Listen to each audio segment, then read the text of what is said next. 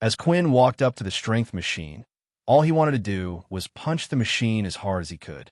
He wanted to shut up the arrogant Erin, who felt like she was better than everyone else. Why did she choose to act like this? Simply because she had a better ability than others? Because her family was well off enough to buy her a strong ability book? But Quinn couldn't reveal himself here, especially in front of the others. They all had seen him on the test day, and they all knew Quinn still didn't have an ability apart from Layla. He looked at the machine and started to wonder if he performed Hammer Strike using all his strength, would the number rise up? Surely the number would be above his 16 strength. He readied his fist and redid his footwork. The gauntlets were equipped on his hands, and Quinn let his fist out. He tried controlling the power output, hoping to achieve a similar score to the other two. Asterisk bang. His fist collided with the large drum-like machine, and the numbers slowly started to rise. 8, 9, and then finally the number had stopped at 10. Quinn estimated if his current strength with the gloves was 16, then he needed to use half his strength when hitting the machine to get an 8. But such macro-level control was nearly impossible to get right, and he had managed to go slightly over. "Hey man, didn't you get stronger?" Vorden said, surprised. "I thought you got a 5 on the test last time. You been working out or something?" Quinn started to laugh, trying to come up with something. "Actually, it was thanks to that game you showed me," Quinn replied. "I met someone who really helped and showed me how to activate the beast weapon strength properly. I worked hard hoping I wouldn't be useless for you guys.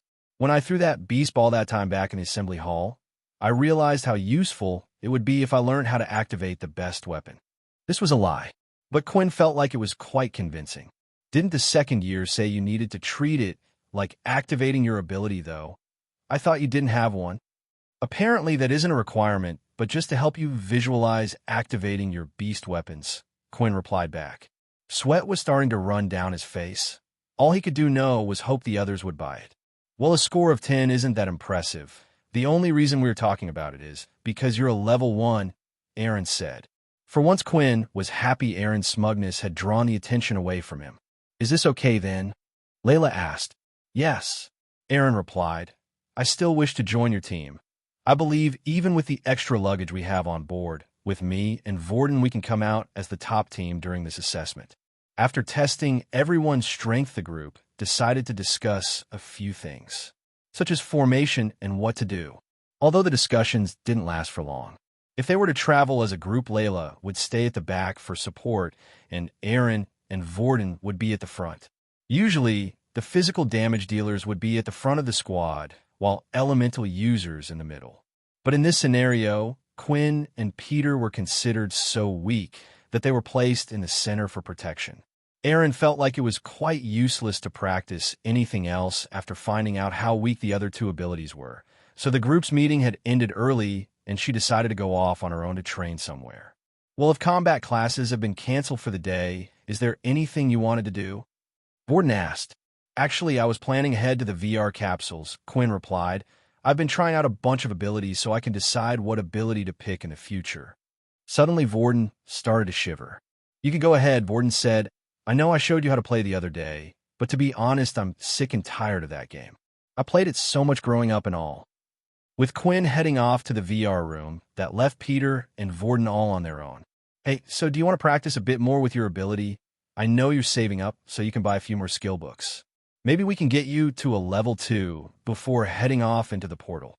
Peter looked around the room at the other students before giving an answer. "Sure, that sounds like a good idea," Peter replied. But Peter's strange actions didn't go unnoticed, and Vorden had a feeling it had something to do with those students he went to hang around with a few days ago. Quinn had finally arrived at the VR center. He paid his 10 credits for an hour and got into his pod, as usual. At the moment, it was the easiest way for Quinn to level up and get stronger. He decided while inside the capsule, he would split his session into 2 halves. For the first 30 minutes, he would spend it facing against level 1s. On average, it took him around 5 minutes to defeat an opponent in the level 1 stage. Gaining 25 experience points for each opponent he defeated would allow him to gain around 150 experience points. Then, for the second half of the session, he would use it searching for quick matches battling against opponents of all different strengths. This would improve his fighting IQ out in the world. Quinn entered the game and started his first match with his plan. He did the usual avoiding the enemy's strikes and dealing with his opponent with either the strength of his two fists or by using a barrage of blood swipes. That's when Nate noticed that the ID Blood Evolver was online. Nate was still interested in this person and decided to check him out. As long as they were in your friends list, you were able to spectate their matches. Nate then was suddenly transported into the arena and began to watch Quinn's matches one by one. And all that he witnessed was Quinn defeating weak level ones in a matter of minutes. But it was strange for someone as strong as him. Just what on earth was he doing? When Nate thought of him, he never imagined Quinn to be the type of person to bully the weak. "Let the grinding begin," Quinn said as he took down his next opponent. 170/800 EXP. Nate continued to observe Quinn and his fighting style, and wondered just why he didn't fight the same as when he fought against him. Quinn repeatedly went in a match after match and would only go up against level ones. It was clear to Nate that he had purposely set the system up this way. Now some players would do this if they perhaps were trying out something new, but from watching Quinn, all he could see was Quinn doing the same thing over and over. He would enter into a game and then immediately dash in either using a barrage of the red line attacks of his or a flurry of punches, not caring whether he got hurt or not. It was clear he was beating them with pure strength and trying to win the matches as quickly as possible. Unknown to Nate, though, Quinn was purposely doing this. He didn't have much time left between now and when he was to go out on to his portal training. So the only thing Quinn could do was grind a few levels to get stronger using the system. Finally, 30 minutes had passed, and Quinn himself was growing tired of repeating the same thing over and over again. The only thing that kept him going was seeing his experience go up little by little. That's when Quinn noticed that he had a spectator. Nate, who was sat in the seats, gave a wave back. "Oh, it's him. I wonder what he's doing here." Then a thought came to Quinn's mind. The fact that Nate was watching gave him the chance to ask him something. He then went onto the game system and sent out a part invite to Nate. At first, Nate was just panning to spectate and watch Quinn play a few games. He wanted to study Quinn a bit more before asking him to another duel. But when he saw the party invite, he was quite surprised. The game only allowed for one-on-one battles, so the party invite feature was only really used between teammates for practicing or if they wanted to chat and were far away. In the end, Nate was too curious and wanted to know what Quinn wanted and decided to accept. The arena ground disappeared, and now Nate and Quinn were in a single white room once again. "Hey, how you doing? I hope you're not planning some type of revenge, are you?" Nate said as he proceeded cautiously towards Quinn. "No, actually I wanted to ask you something. The person who I fought with before, your friend, I want to know more about his cape and where he had received it from." "Oh, Sam's cape. That's why you wanted to talk to me." Nate then looked at Quinn standing in front of him. On his hands, he wore his gauntlets. That's when Nate suddenly realized something. The gauntlets that Quinn were using looked horrible. They must have been only at the basic tier. "Wait a minute. Are you a first year?" Nate said. Yeah. I will be going on my first portal outing. I thought if you could tell me what type of beast you got it from, I would be able to look for it." Nate was suddenly a little surprised. He went back and thought to how Quinn was able to damage his solid body even though no one had done such a feat before. He was sure the person would have at least been a second year. "Let me give you a piece of advice then. On your first outing, they always use the green portals. You have the chance of going one of three places: Guility, Ompen, and Bartnay. Out of these three planets, you want to go to Guility. They're in the desert. There's a winged creature. I can't remember the name of the winged creature, but there aren't many in the desert, so I'm sure if you see one, that will be it. That beast core is what we made the cape out of." "Wait, did you say a desert?" Quinn asked. "Yeah, what's wrong with that?" Usually, the word desert meant the place came with heat. The idea of having to journey through that, Quinn was starting to get tired just thinking about it. "Nothing, don't worry.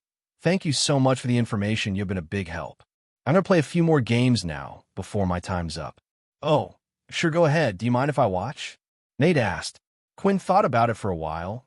If he didn't want to let Nate watch, all he had to do was block him or delete him of his friends' list. But at the same time, Quinn felt like there was no problem. He was just fighting people. It wasn't like he was doing anything that suggested he was a vampire, and it was likely that Nate wasn't even from the same school as him. "Sure, go ahead." Quinn only had 20 minutes left inside the machine, and using his remaining time, Quinn chose to use the quick match function on the game. matching him with random power levels who chose the same option. This half of his session would be used to practice his fighting skills. In the remaining 20 minutes, Quinn was able to have 2 more games. His first match, he was against a level 4 user who had a transformation ability. His body was made of a rubber-like material, and he was able to stretch it as far as he liked. Quinn struggled against this opponent. The fighting style of the rubber man was strange, and when Quinn wasn't expecting it, he would be hit at an incredible speed. In the end, Quinn managed to get a few blood swipes in and hurt the man, but still ended up losing. The next match, there was much more success as he was matched up against a level 2 user who had a hardening skill similar to Nate, only weaker. He had an easier time dealing with this opponent as his blood wipe deal damage as well as his regular attacks. In the end, though, Quinn decided to take the match just as serious as the others and ended up finishing it with a hammer strike. 195 out of 800. With that, Quinn's time in the game was up, and he had to leave. Nate, after watching Quinn for the whole time, had a strange thought lingering on his mind. Just what was Quinn's ability? After their battle, Nate had decided to check out the ability list to see if there was anything similar, and he could find no such thing. The other thing was it seemed like all Quinn could do was shoot out red lines, which would suggest either the ability he had at the moment was incredibly weak or he was currently a low level. What Quinn didn't realize, though, that all the opponents he had faced that day were thinking the same thing as Nate. They were wondering just what ability Quinn had. The hardening user Quinn had just fought against was so frustrated with his loss, he decided to go onto the online forums and make a post. He shared a video of the match between himself and Quinn titled, "What ability is this? Is he a hacker?" The online forum had started to gain some traction with users who had fought against Quinn. They started to post comments just below about the video. "Yeah, I fought against him too, and he used those red lines on me. I lost in an instant. Is there really an ability like that in the game? It looks like wind slash, but why are the lines red?" Of course, even though the post had gained some traction, there weren't many. After all, things like this were posted on a daily occurrence, and usually it was from some people who couldn't accept a loss, thinking the other person must be hacking. But those who did watch the video started to ping the creators asking if what was seen in the video was real. Of course, one of the admin staff for the game came along and checked the video, but this person wasn't any ordinary admin staff. It was a student at the school named Logan Green. Logan himself wasn't ordinary, for he was the son of the creator of the game, and not only that, but was one of the head coders as well. He often visited the forum to check for bugs, and if there were any, he would try to fix them while still attending school. Then suddenly late at night that day, he noticed that post had started to gain traction. Usually, he wouldn't have bothered with these things, but the staff were getting tagged in the post more than usual. After watching the video, suddenly his attention had been caught. Logan immediately could tell that the video was real. He searched up the 2 user IDs that were in the game and then decided to look at the match information. After searching them up, he noticed that the player that was being questioned in the video had selected no ability. No, it couldn't be. Did he really manage to hack the system? Logan then began to dig in deep into the match and checked everything about it. He checked the log of the game and everything that had been written down as the match went on, but there wasn't a single thing he could find that was wrong.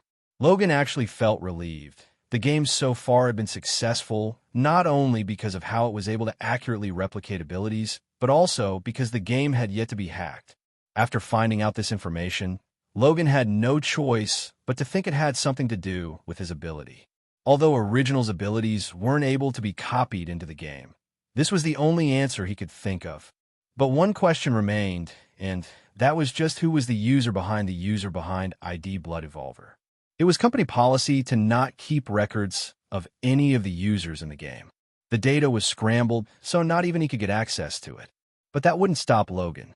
The next day, combat classes had resumed back to normal.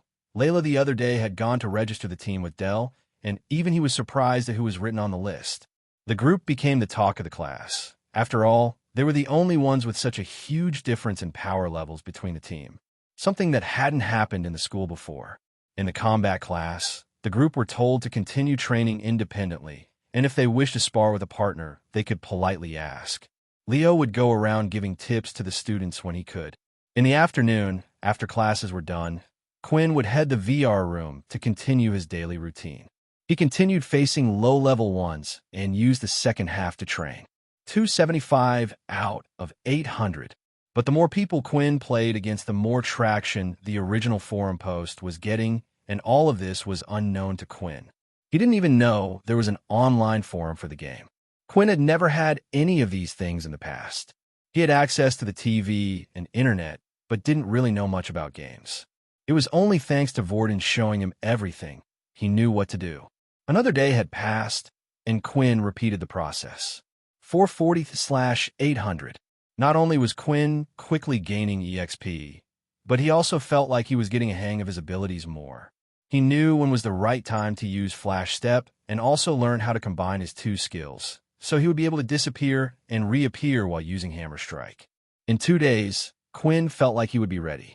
Inside the second year's office, a group of first years had been called to into the General Duke's office.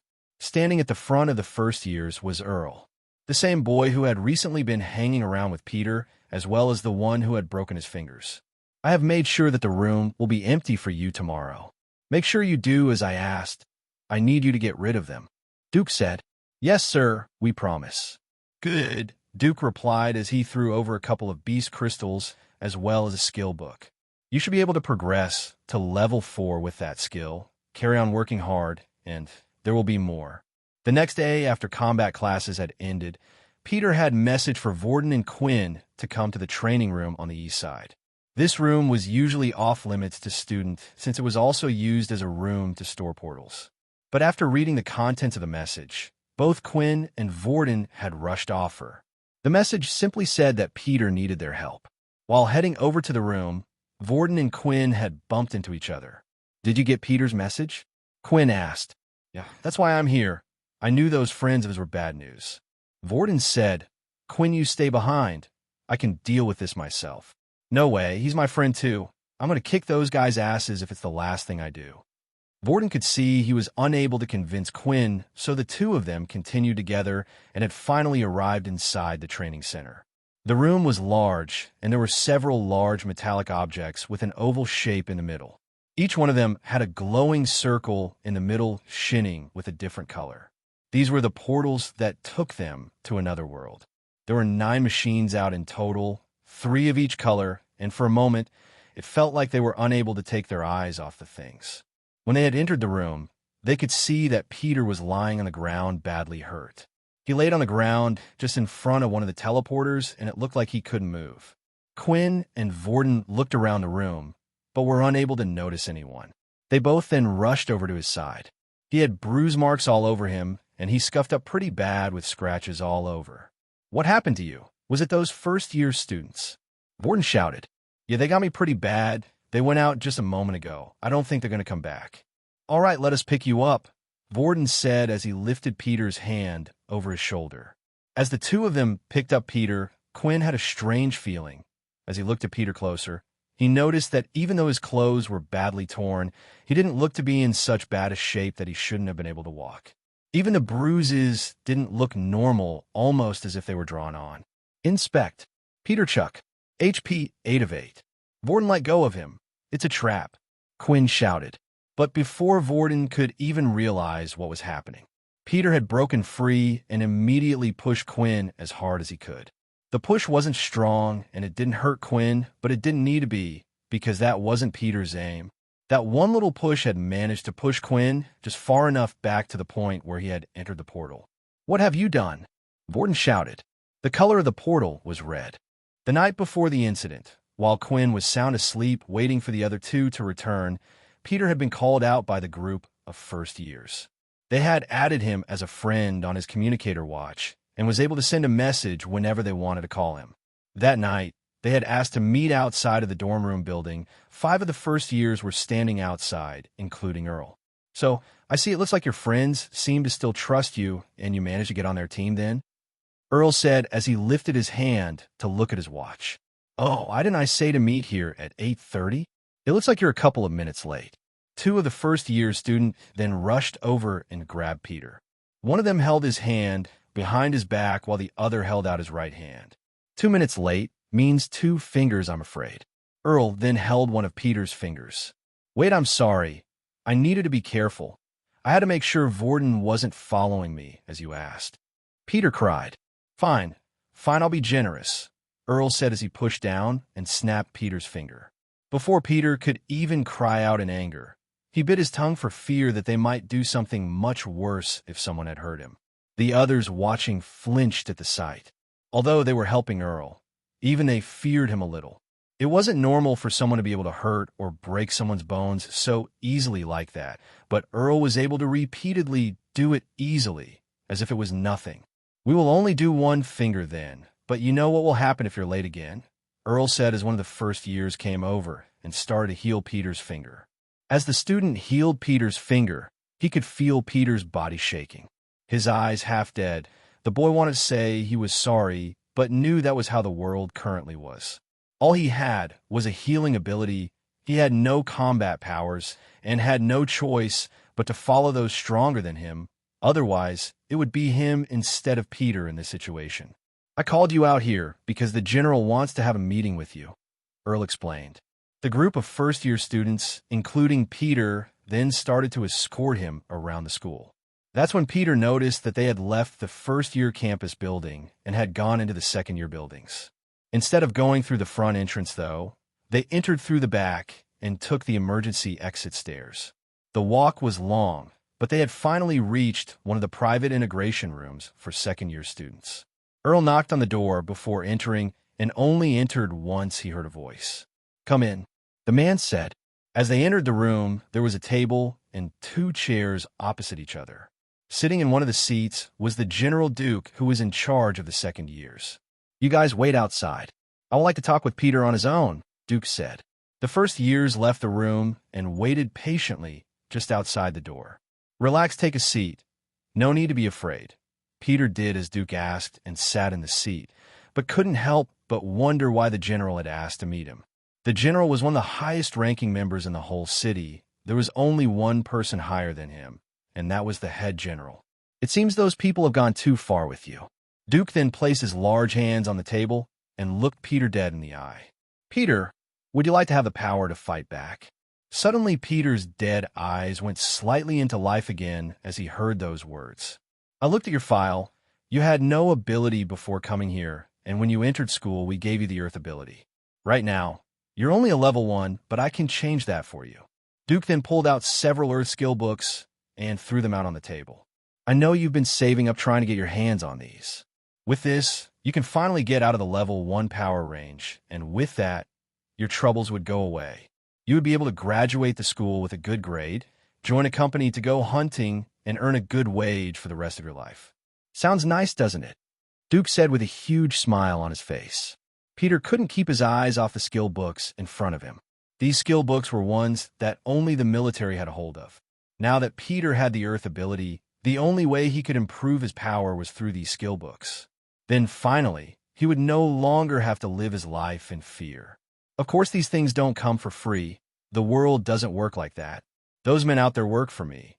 They do what I say, and in return, I offer them protection within the school and outside of the school. Not only that, but they get rewarded for doing well. He said as he held up one of the skill books. You're going on your first portal outing sometime soon, aren't you? Let me tell you, accidents happen all the time, and every year a student dies on another planet. Now information has it that maybe this year someone from that team of yours will go missing. You're a smart boy, so I think you can understand what I'm saying. Now maybe that person will be you, maybe not. So what's your answer going to be? Last night, it was clear to Peter what Duke was saying. Either he did what the Duke said, or he was the one who would go missing, but the target was never meant to be Quinn. The target was always Vorden. When Quinn shouted and had somehow found out Peter was in on the plan, he panicked. He didn't know what to do and had pushed Quinn into the portal. His hands were now shaking as the realization had hit him. What the hell have you done? Vorden shouted. I'm sorry, Peter said. You don't understand, I had to do it. Well, let me guess, because you're being bullied. Because you were being threatened? Vorden shouted as he continued to walk towards Peter, and at the same time Peter would walk back. Do you not think Quinn has been going through the same thing as you? He's a level 1, just like you. And do you think they didn't try, threatening me? When I was tied up and placed on that thing. So what if they hit you, they punch you and make you bleed? You can fight back. As long as you are alive, you can always fight back. Vorden then pointed towards the red portal. But what you have done, you have basically sent Quinn to death. No matter what, there is no coming back from death. You can't fight back now. Did you even try to fight back? Peter then fell to his knees as his mind was in a mess. Did Vorden and Quinn truly know what it was like to live his life? All Peter wanted was a normal school life, to go through it without any troubles. And someone was offering that to him. Maybe he took the easy way out, but he didn't feel that way. He had already gone through his own suffering before entering the academy, and even worse now that he was in the academy. Why do you have to be the one targeted by Earl and the others? But there was one thing that Vorden said that did strike a chord with Peter. Did he ever try fighting back? He always thought it was useless. The outcome had already been decided, so why get hurt even more? Perhaps that's what made Duke and the others think he was an easy target in the first place. Then suddenly, Vorden started grabbing his head. He started moving all over the place, swinging his head like crazy. I can't hold him back anymore, Vorden. You have to try. If he takes over, who knows when I'll get control again. The shock is too much for him. Looking at Peter is only making his emotions stronger. As Vorden looked up, Peter could see his eyes filled with tears, sadness. Then Vorden looked towards the portal. "No, what are you thinking?" Peter shouted. Vorden then turned around and looked at Peter. "Peter, this is for your own sake, but you better hope I don't come back out here alive." Vorden then ran straight into the red portal, his body vanishing from the room. When teleportation devices were first discovered, there was hope that they would be able to set these to travel to wherever they wanted to. At last, the idea of colonizing planets, such as Mars, was a dream come true. Spacecraft had been invented, but were unable to travel at light speeds needed to make it viable. However, they were able to create large portals that allowed ships to travel through. But the dream was short-lived. The portals were only able to pinpoint planets at a set location, a place that was not known to their universe, perhaps a whole different dimension together. No one knew the truth, and scientists could only theorize where exactly these portals led to. But what they did find was each of these planets harbored deadly beasts. Beasts that had never been seen before. Then when the first beast was killed and harvested for research, the beast crystal located inside, it was discovered. Inside, the crystal contained a power far greater than anyone could imagine. Although many would say the success of defending against the Dalki was due to the discovery of the originals. This wasn't exactly true. Their abilities only took them so far in the war. There weren't many with powerful abilities strong enough to go against the Dalki. Their technology was too advanced compared to humans. Nuclear weapons would be portaled out somewhere before they even hit the ships, and bullets did no harm to Dalki skin. But then a new discovery was made with the beast crystal thanks to Richard Eno once again, and that was the discovery of beast weapons. Human combining their abilities with powerful beast weapons was the true turning point in the war. But not many people remember this fact, as they were too fascinated with the discovery of abilities that happened nearly at the same time. As Vorden jumped into the red portal, he felt a tingling sensation all over his body.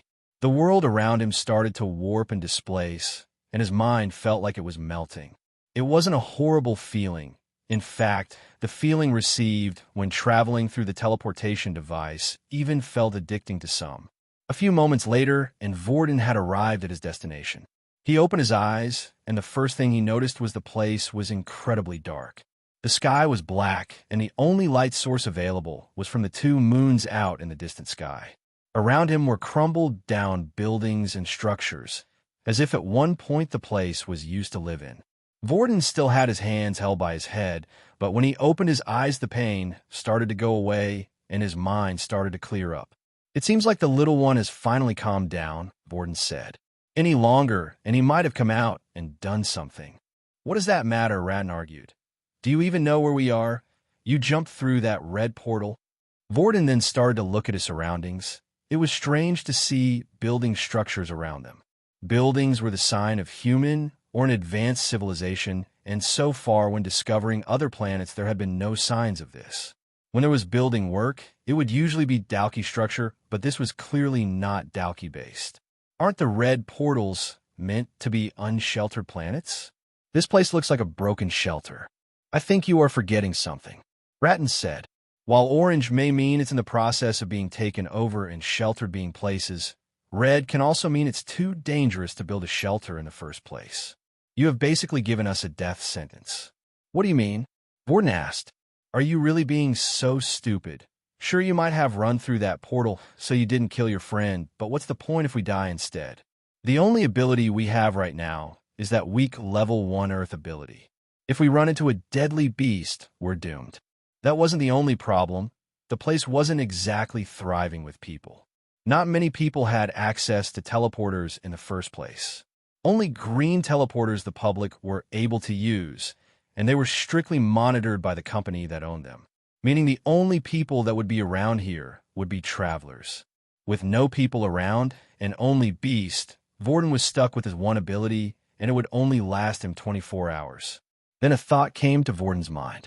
Quinn, the portal was unable to send you to a pinpoint location, but it did put you in the same general area, at least within 10 miles of each other. Still, 10 miles was a great distance to cover, and with the chance of Beast being around every corner, it would be hard to find Quinn. For now, Vorden would look for a portal back to the Academy, while also searching for Quinn. Somewhere on the same planet, Quinn had also arrived. His heart was beating rapidly, as it was the first time he had experienced such a thing. Peter, what the hell was that? Quinn thought. Damn it, he must have pushed me through the portal. Where am I? As Quinn looked around, he could see the similar buildings around him all crumbled, torn, and fallen down. The place looked like a city had once existed but had been left behind for years. However, there was one saving grace about the whole thing. On the planet, it was currently nighttime, meaning Quinn didn't feel weak and had a better chance of surviving. However, before Quinn had even moved from the spot he was in, he spotted something from the corner of his eye. He was standing in the middle of a street, surrounded by crumbled buildings on both sides. But whatever was moving around was quick and was using the buildings as cover. Quinn tried to follow whatever it was with his eyes, but it would constantly move around until it had eventually stopped just underneath a pile of rubble from one of the buildings. In the movies, this is where the person would go check it out. Quinn thought, but there was no way he was going to do that. He was on an unknown planet, and all alone, and whatever it was clear it didn't want him to see it. Quinn started to back away, making sure to keep an eye on where he last saw the figure. Then when he was a safe enough distance away, he finally turned around. In that instant, a sound could be heard from behind. Quinn immediately turned around and could see a horrible figure running towards him. It clearly wasn't an ordinary animal, and something he had only ever seen in books and TV. It was a beast. Suddenly, Quinn could hear the sounds of something scurrying towards him at an amazing speed. As he turned, the beast was now in full sight. It was the same size as a large dog with the head of a rodent, black in color and running on all fours.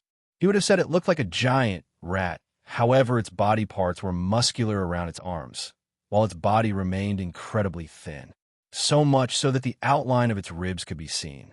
When the creature was a few feet away, it leapt in the air, and claws appeared from the creature's 2 front limbs. Quinn, almost out of instinct, swiped his hand, letting out a blood swipe. The attack managed to hit the beast and sent it flying back.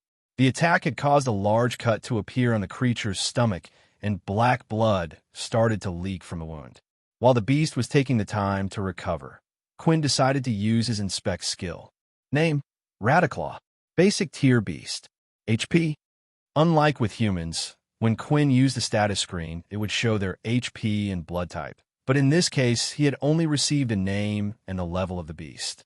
Seeing the tier of the beast, though, Quinn started to feel a little less frightened. He was in an unknown place, and just because the beast was small in size didn't mean it was a low tier. However, something like the Radiclaw, even Quinn should be able to deal with it. The Radiclaw had recovered and charged straight for Quinn once again. Seeing how the blood swipe was effective, he waited for the beast to get close once again. Blood swipe. But Quinn had underestimated the speed and the responsiveness of the Radiclaw. It had learned from last time what to look out for and jumped to the side, avoiding the attack. Then it dashed forward, increasing its speed, and jumped out of Quinn. Just in time, Quinn had managed to shove his gauntlet into the mouth of the beast. As its 2 big teeth clomped down onto the gauntlet, he heard a creaking noise. Defense 1. Durability of weapon has decreased by 50%. Strength has fallen to 3. You little crap, get off me. Quinn shouted as he started swinging his arm, trying to shake the beast off, but the beast had clomped down hard, refusing to let go. With the beast stuck to his arm, it was too dangerous for him to use blood swipe and too close for him to perform a hammer strike. All that was left was to do it the old-fashioned way.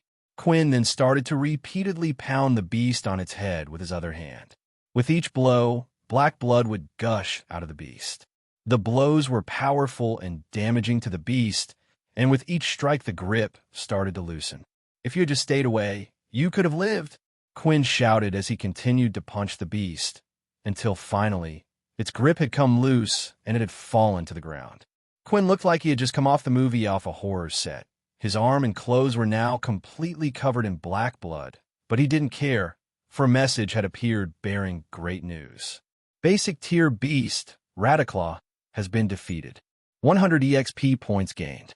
First basic tier beast killed. Bonus EXP awarded, 200 EXP. First time killing, Radiclaw. Bonus EXP awarded, 100 EXP. 880/800 EXP. Multiple notifications have been received at once, and everything came as quite a shock to him. Not only did he receive more EXP for killing a beast compared to fighting against a human, but he also received bonus points too.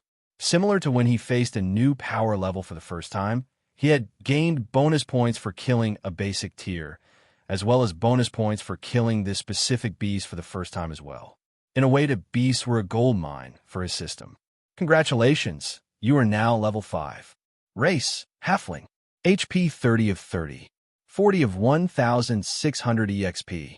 Strength 13, 2. Agility 15. Stamina 12. Leveling up had given Quinn 1 extra stat point. Looking at his stats, now he decided to put the stat point into strength. Strength 14, 2.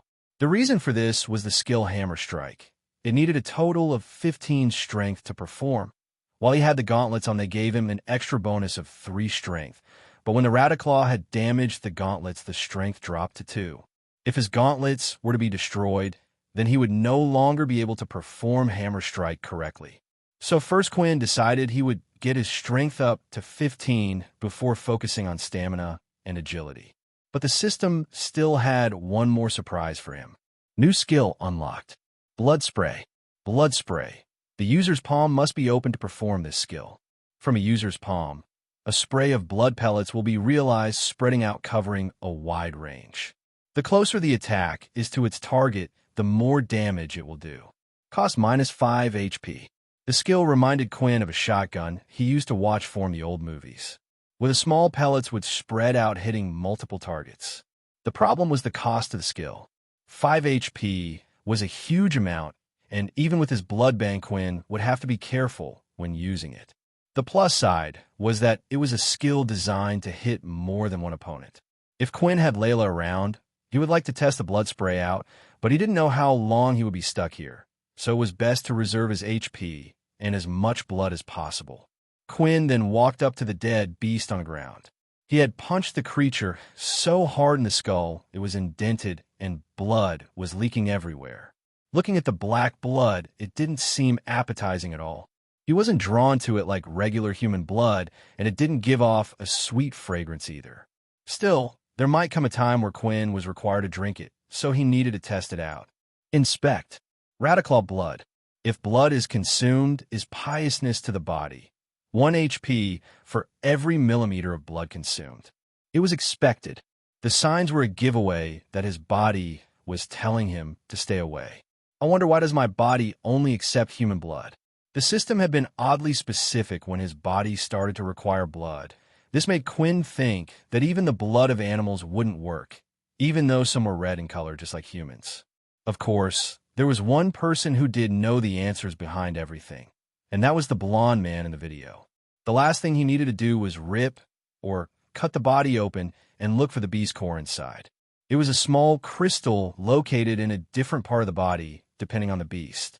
This could be used to either create more beast weapon and armor, or even be sold for credits.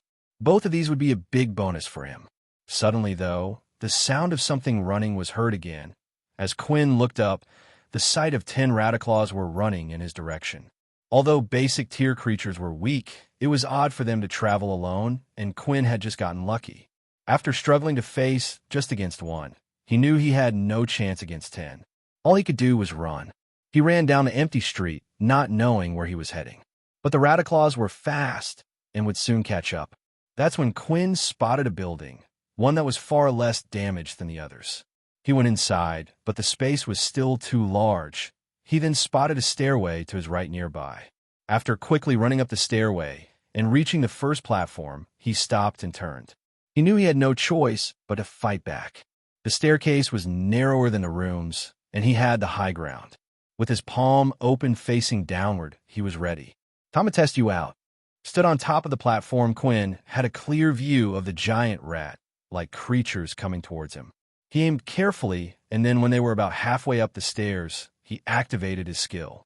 Blood Spray, 25/30 HP. His arm jerked back as the skill activated, and a strong force of blood left his hands spreading out. The 5 rats out in front were sent flying back and toppling down the stairs. However, the shot had only hit the ones in front, and the rats behind quickly climbed over their fallen comrades. Quinn decided to head further up the stairs to create more distance between him and the rats. But then he could see there was a huge problem in front of him.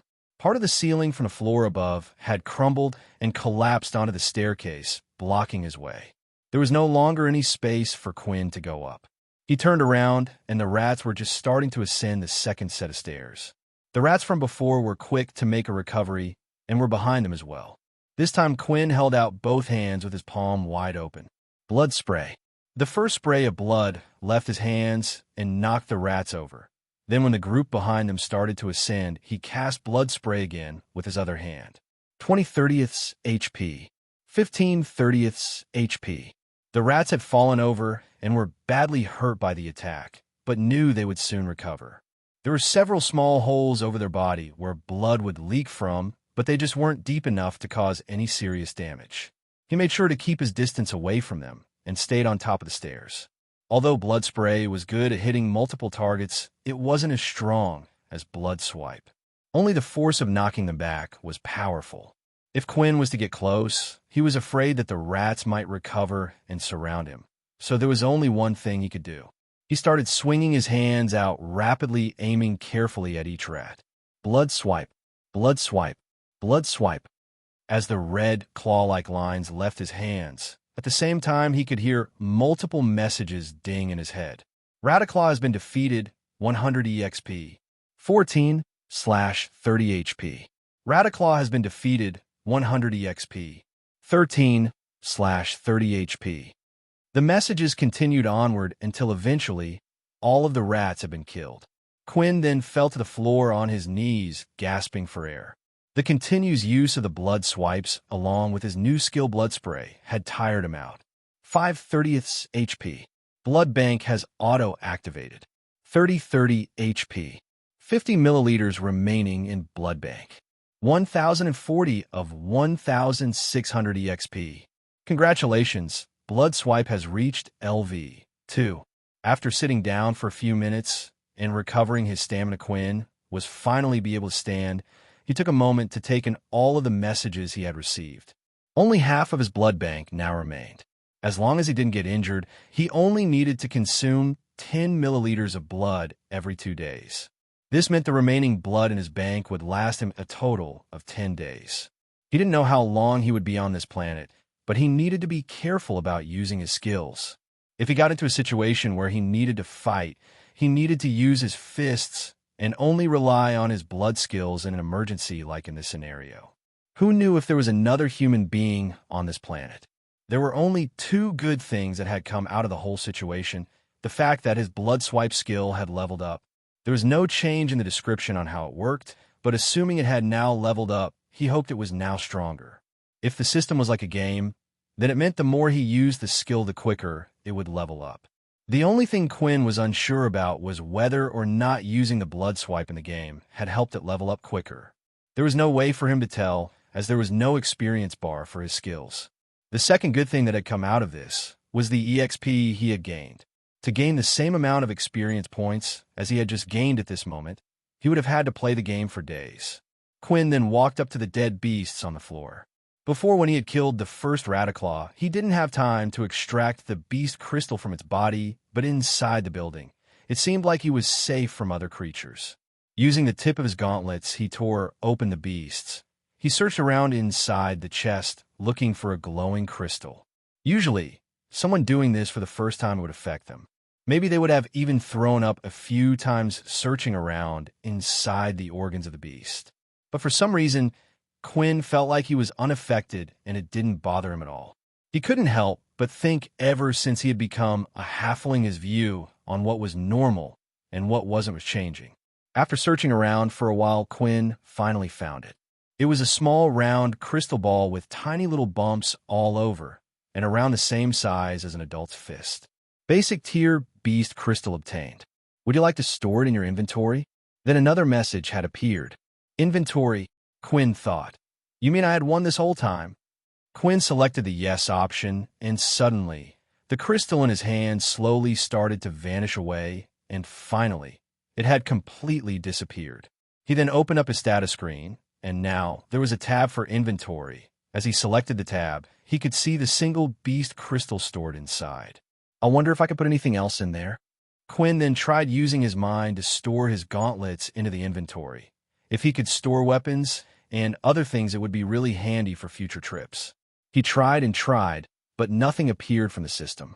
Whenever he wanted to do something with the system in the past, all he had to do was think about it, and it would work. But even taking off the gauntlets and touching them, thinking about the inventory while wearing them, nothing seemed to work. Although he was able to make the crystal he had obtained appear into his hand and back into the inventory at will. Quinn then went to extract the crystals from the remaining 9 rats. Each time he did, he found it easier than the last to locate it inside the body, and every time he held a crystal in his hand, the system message would appear. Basic tier Beast Crystal 10. He had collected all 10 and couldn't help but feel pleased with himself. The beast crystals could be used to turn into beast weapons or beast armor, but looking at the rat-like creature, Quinn had no idea what it could be used for. Every beast crystal, depending what beast it had come from, had a different use, and you could try to figure it out for what the beast was like. For example, if a beast crystal was obtained from a large turtle-like creature, then it would most likely a defensive item could be crafted. Maybe it could be turned into a shield or even a good piece of chest armor. But regardless, even if the item created Quinn had no use for, the least he could do was sell the basic tier beast crystals. Each crystal sold would sell for a total of 10 credits, which meant he could either use the money to purchase beast gear himself, or he could use it to spend more time in the game. After tinkering around in his system and his stamina fully recovered, Quinn decided to try to climb up to the roof of the building. Even though the building he was in was safe, he was on a strict time scale and needed to find the portal back fast. He walked around and looked for any cracks and gaps he could see in the stairs. Eventually, after making a few detours, he had reached the top of the building. The building was about 3 stories high and wasn't the biggest, but at least he now had a better view of where he was. As he looked around, all he could see were buildings that resembled human structures. That's when he spotted something. One of the buildings, without a doubt, had the same crest as the school he attended. So this really is a human shelter, but then why is it all ruined and destroyed? The building was large in size and square-like, but only 2 stories high. Out of all the buildings around it, it was in better shape than all the others. Quinn had recognized the building as they had one in the city he was currently in. It was the military storage room. It was where they kept all their high-end equipment, ability books, skill books, and beast weapons. There's a good chance the portal might be located in there. Quinn then startled to smile. Even if there isn't, I can't waste this opportunity. Unknown to the students at the school, there was currently chaos going on between the upper staff. Faye, one of the sergeants of the school, was walking down the hallway at incredible speed. Even though she was only walking, she was causing gusts of wind to hit the students as she walked past them. Using her ability, even her walking speed was faster than most people's top running speed. Eventually, she had arrived at her destination. A single wooden door in the first-year building, which had a sign out front saying the words General on it. "May I come in, sir?"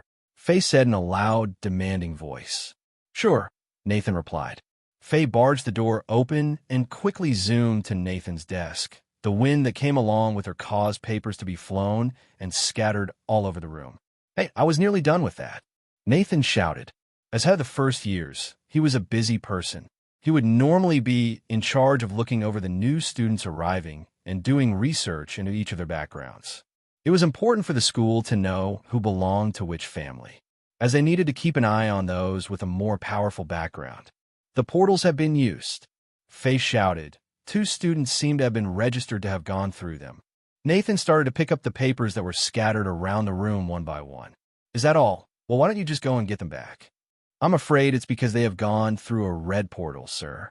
Nathan then dropped all the piles of paper he had picked up from the floor. What? How did this happen?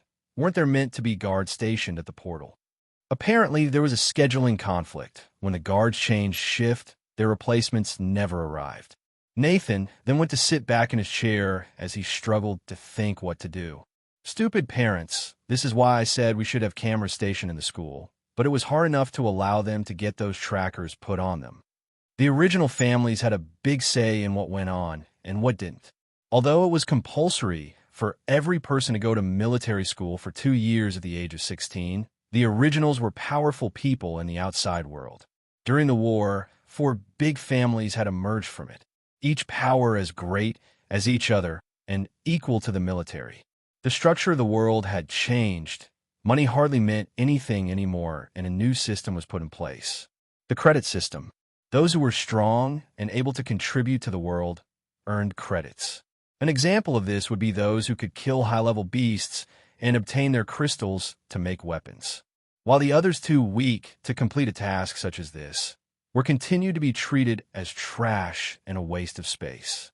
Of course, the families hated the idea of the military spying on their children, afraid that they might try to learn their secrets. Do we know which students have gone through the portal? Nathan asked as he picked up his cup of coffee and started to sip it. The first one is the student by the name of Quinn Talen. Hearing this name meant nothing to him. He couldn't remember it, so most likely it wasn't anyone important in the school. And the second one is Vordenblade. At that moment, Nathan spat out his coffee all over the table. Him again. After the incident with the second year's, Nathan decided to look into Vorden's family background a bit more. And if they were to find out, this would be bad news. Make sure his family don't learn anything. We have to keep this a secret for as long as we can. The next day, morning classes had started. Today was the day of the group assessment, and the first-year students would be heading off to their first portal outing. As class had started for the day, Layla noticed that Vorden and Quinn weren't in their seats. However, Peter was in his, and he had his head face down looking at the ground. Hey, Peter, do you know where Vorden and Quinn are today? She asked. Peter had completely ignored her. Hey, Peter, she said as she placed her hand on his shoulder. All she could feel was Peter's body shaking slightly. I didn't do anything. Peter snapped. Oh, what? Layla said, confused. I was asking if you knew where Quinn and Vorden was. Did they not come back to the dorm room yesterday? Oh, sorry. Yeah, they were there when I went back, Peter said with his voice all shaky. I don't know why they haven't come to class this morning. Layla noticed that Peter was sweating like crazy. It was normal for Peter to act a little strange, but he was acting extra unusual today. She decided that it was most likely nothing for her to worry about, and sat in her seat as usual. They wouldn't miss today. We're meant to go out portal hunting as a team. Just then Dell had entered the room.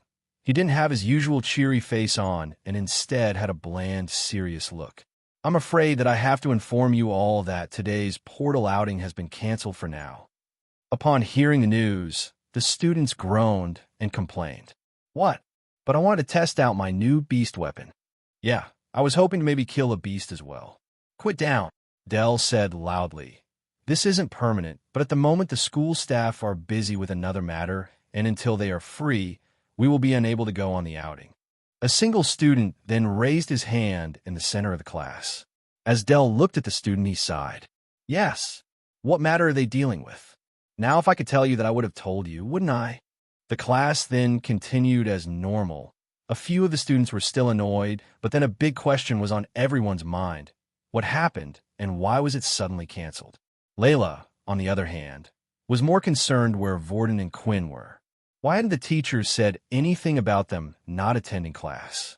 If they were injured in a fight last night, then the guards should have picked them up and taken them to the nurse's office.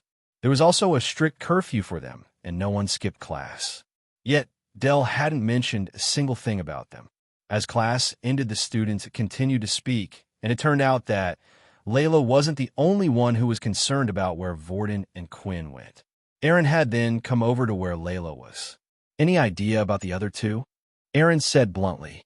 No, I have no idea. Do you want to go look for them with me? Layla asked nicely. The two of them didn't know each other well, and their interactions with each other so far had been short.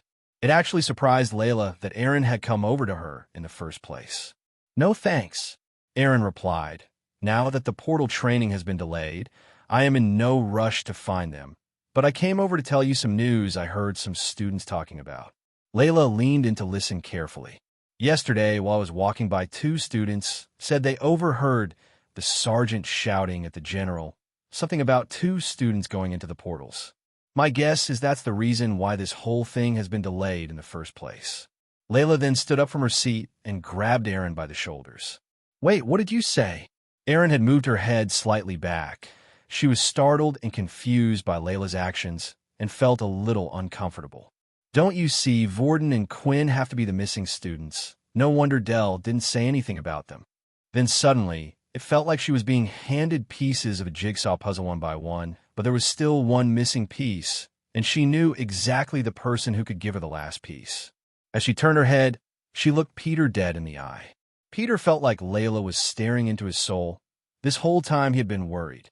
What if someone had seen him leave the portal room? What if the other first years reported it was him?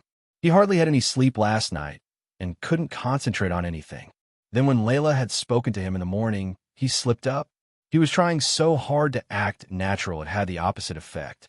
And now the look in Layla's eyes told him she had figured out something.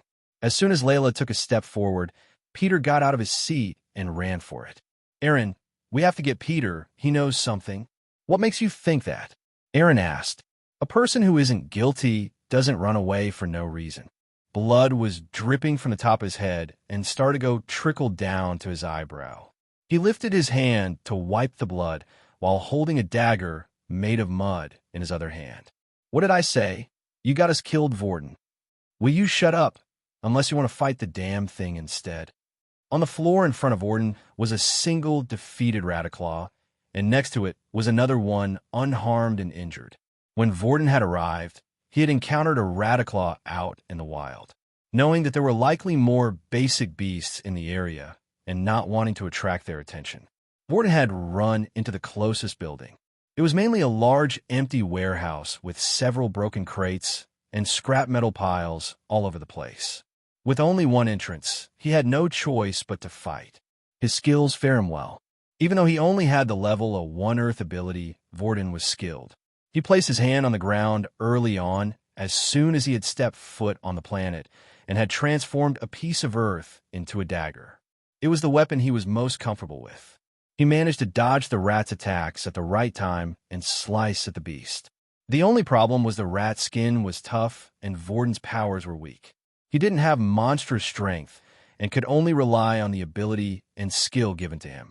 But eventually, Vorden managed to cause enough damage to hurt the rat significantly, and just as he was delivering the final blow, another Rataclaw had come up behind him.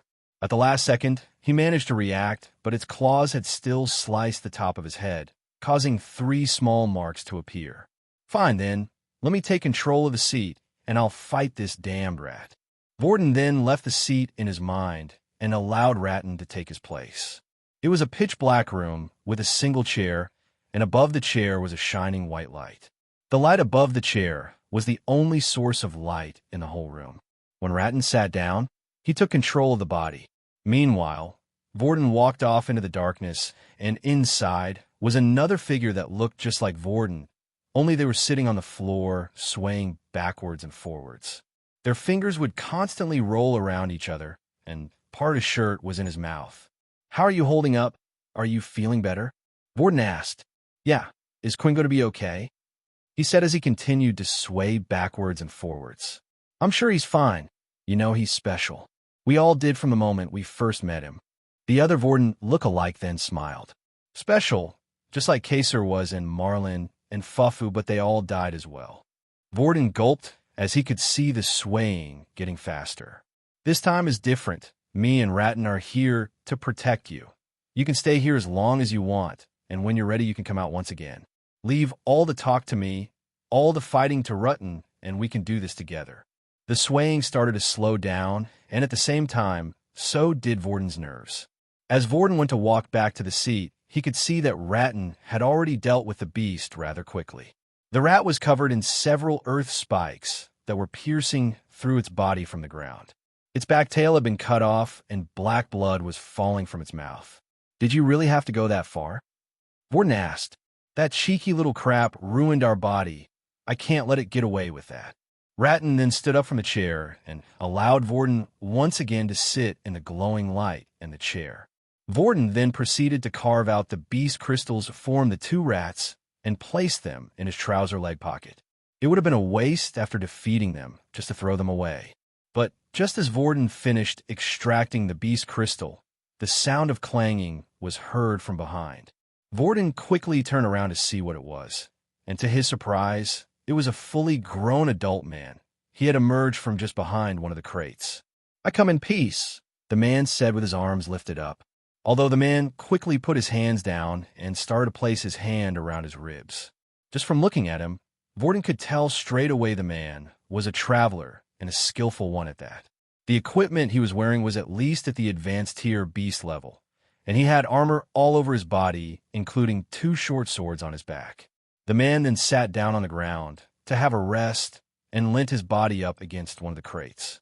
Vorden walked over to Traveler cautiously. It was rare to even meet a traveler in this type of place, and who knew what the man's true intentions were. Someone had to be at least at a decent skill level to be asked to enter a red portal planet. Don't worry, I won't bite, the man said. What's a kid like you doing in a place like this? I didn't know the military was that desperate that they were now sending a single student to a hellhole like this. I got stuck here. It was an accident, and I need to find a way out. Now, that Vorden was closer to the man, he had a clear view of him. He had short purple spiky hair, and it had several marks on his face. By the way he was holding his side, it looked like he had some broken ribs too. Looks like we both have the same goal at least. The traveler said, The name's Ian. I came through another portal and was hunting out a beast in the wild. I was badly hurt and too far away from the original portal. So in a last-ditch effort, I decided to come to this abandoned shelter. I was hoping to either find some medical equipment that could heal me, or maybe even a portal that led back to Earth. Ian then looked at the 2 dead Radiclaws on the ground.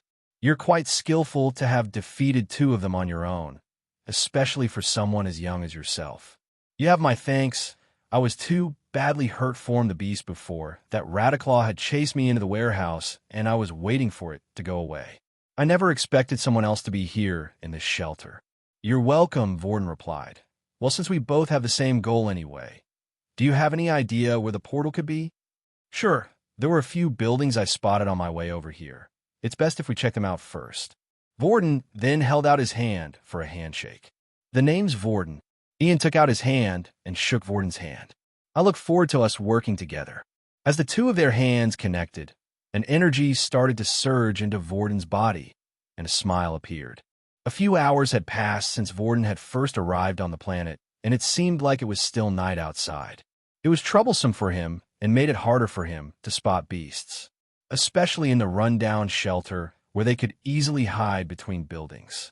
There was no light source anywhere, since nearly everything seemed like it had been destroyed years ago, and the only thing that was giving off light were the 2 moons in the sky, meaning while they were inside, it was even harder for him to see. Do you know when the sun will rise? Vorden asked. Maybe it will be best if we travel once the sunlight comes out. Then we can spot beasts easier. You really don't know where we are, do you? Ian replied. This planet's spin cycle lasts an entire year, and right now, we are only 6 months in. I'm afraid we won't be seeing light for a very long time. But if you want to wait 6 months, you go ahead. With no sunlight, it was hard for Vorden to tell how long he had actually been on the planet, and he could only guess. This was a problem for him. Right now, Vorden had the Earth ability as well as Ian, the Traveler's ability, but without knowing when 24 hours had passed. He wouldn't know when an ability would disappear. After waiting a few more moments, Ian was able to stand up again. He winced a little as he stood up and placed his hands on his side. Vorden noticed it before, but now he was sure of it. The man was badly hurt. "You're wondering what happened, aren't you?" Ian said. "I was out hunting an advanced beast requested from company. I don't know why they wanted it so bad, but it was from a specific beast that could only be obtained from this planet. Did you get it?" Vorden asked. Just then Ian pulled out a crystal, the same size as Vorden had gotten from the rat. Only this one shined a lot brighter and had a clearer layer on the outside. The core itself of the crystal could be seen better. The clearer the crystal meant the higher tier beast it had come from. Once the two of them were ready, they decided to head back outside, while Ian took the lead. They made sure to travel close to the buildings rather than in the middle of the street. If anything spotted them, they could quickly dart inside for combat. "Hey, Vorden, I have an idea," Ratton said. "Why don't we kill the adventurer while he's weak and get that crystal of his? We could sell it for a fortune or even make some really good equipment out of the thing." "Are you an idiot? Once we kill him, then what will we do? His ability would only last for 24 hours. If we don't find a way out of here in time, we would completely be done for." Then suddenly Ian stopped as he spotted something. "Look over there." Ian pointed. In the middle of the street laid a single dead Rataclaw. The two of them looked around before proceeding to move closer to it. When they arrived, they could see that the Rataclaw had his head completely bashed in. "It looks like it wasn't killed too long ago and had its heads been pounded in," Ian said as he bent down to get a closer look. Then he suddenly pulled out a beast crystal. Whoever it was, it didn't have time to remove the beast crystal. They were probably being chased by something else. "Strange. I didn't expect to see one person here, but it looks like there's now another." "Hey, do you think that's your friend?" Ratton said. "Maybe. It's hard to tell. We don't even know what Quinn is capable of after all," Vorden replied. "Actually," Vorden said out loud, "I wasn't the only one who came through here by accident. My friend came here with me, and I was actually hoping to find him. I won't ask for details." Ian said, "But don't get your hopes up. I was surprised to see you alive. Never mind your friend." After hearing from Vorden that there was another student here, Ian felt like he should try help out, at least confirm whether or not this friend of his was alive. He knew that the Rataclaws rarely traveled solo, which meant most likely he was chased by a few more after defeating the first one. He started to inspect the Rataclaw on the floor and found a trail of black blood. Single drops leading somewhere. "Come on, let's go see if we can find that friend of yours." The two of them continued to follow the trail until it eventually led them to a 3-story building. As they entered the first floor, it was mostly empty with no signs of anything. But Ian decided to continue to follow the trail of black blood that led up the set of stairs. What happened here? Ian thought. As they walked up the first set, they could see more and more black blood splattered everywhere on the walls. Then when they walked up even further, the two of them were stunned at the scene. Lying on the ground were 10 Rataclaws dead, completely still, each one with their beast crystal carved out. Who did this? Are there more people here? Maybe another team on a mission? Ian said, "I'm sorry. I thought perhaps the Rataclaw outside was killed by your student friend, but it looks like I was wrong. You would need at least a small team to take out 10 at once like this." Even Ian, who was a well-established traveler, felt like he would struggle taking out 10 at once. Although the beasts were of the weakest tier, it was hard to imagine fighting 10 of them and coming out unscathed. "Do you still think it's your friend?" Ratton asked. "Probably not," Vorden replied. "But if there are others out there, I'm a little worried. Just where is Quinn?" The two of them then decided to climb to the roof. This way Ian had a bearing of where he was and could decide where to go next. They stood on top of the roof and looked down. That's when the two of them spotted something. "Get down quick," Ian said. As the two of them laid on their front, they slowly peeked over the ledge of the roof to once again confirm what they had seen. It was a beast that walked on 6 legs, 3 on each side. Its body stood upright like that of human, while the bottom half was like that of scorpion, but then where its head should be, there was a single large mouth. For arms, it had 4 large claws. It was a hideous beast that clearly wasn't from Earth. "An intermediate beast," Ian said. As they continued to watch it, they saw the beast slowly enter into a building. "Hey, what's that building?" Vorden asked, as he noticed the building was in good condition. "Could the portal be inside there?" "That's the storage room," Ian answered. "I doubt the portal would be inside there. Usually those places get targeted by thieves and such, so they tend to not make the portal areas so obvious. And even if it was in there, it would be best if we let the beast leave first. The way I am now, I would stand no chance against the thing." The storage building was a single-level large floor, which resembled that of a hangar. The main purpose of the building as a shelter was to keep equipment such as mechs, airships, and all sorts. They also used it as a temporary room to store things for travelers. Quinn had left the other building and slowly started to make his way to the storage room. He had no clue when the sun would rise and needed a place to stay for the night. After fighting the group of Radiclaws, he was feeling a bit tired. Not only that, but he was hoping that he might come across some treasures at the storage room. He just couldn't see the downside of trying to reach the building. On his way, he treaded carefully to make sure he didn't alert any more beasts in the area.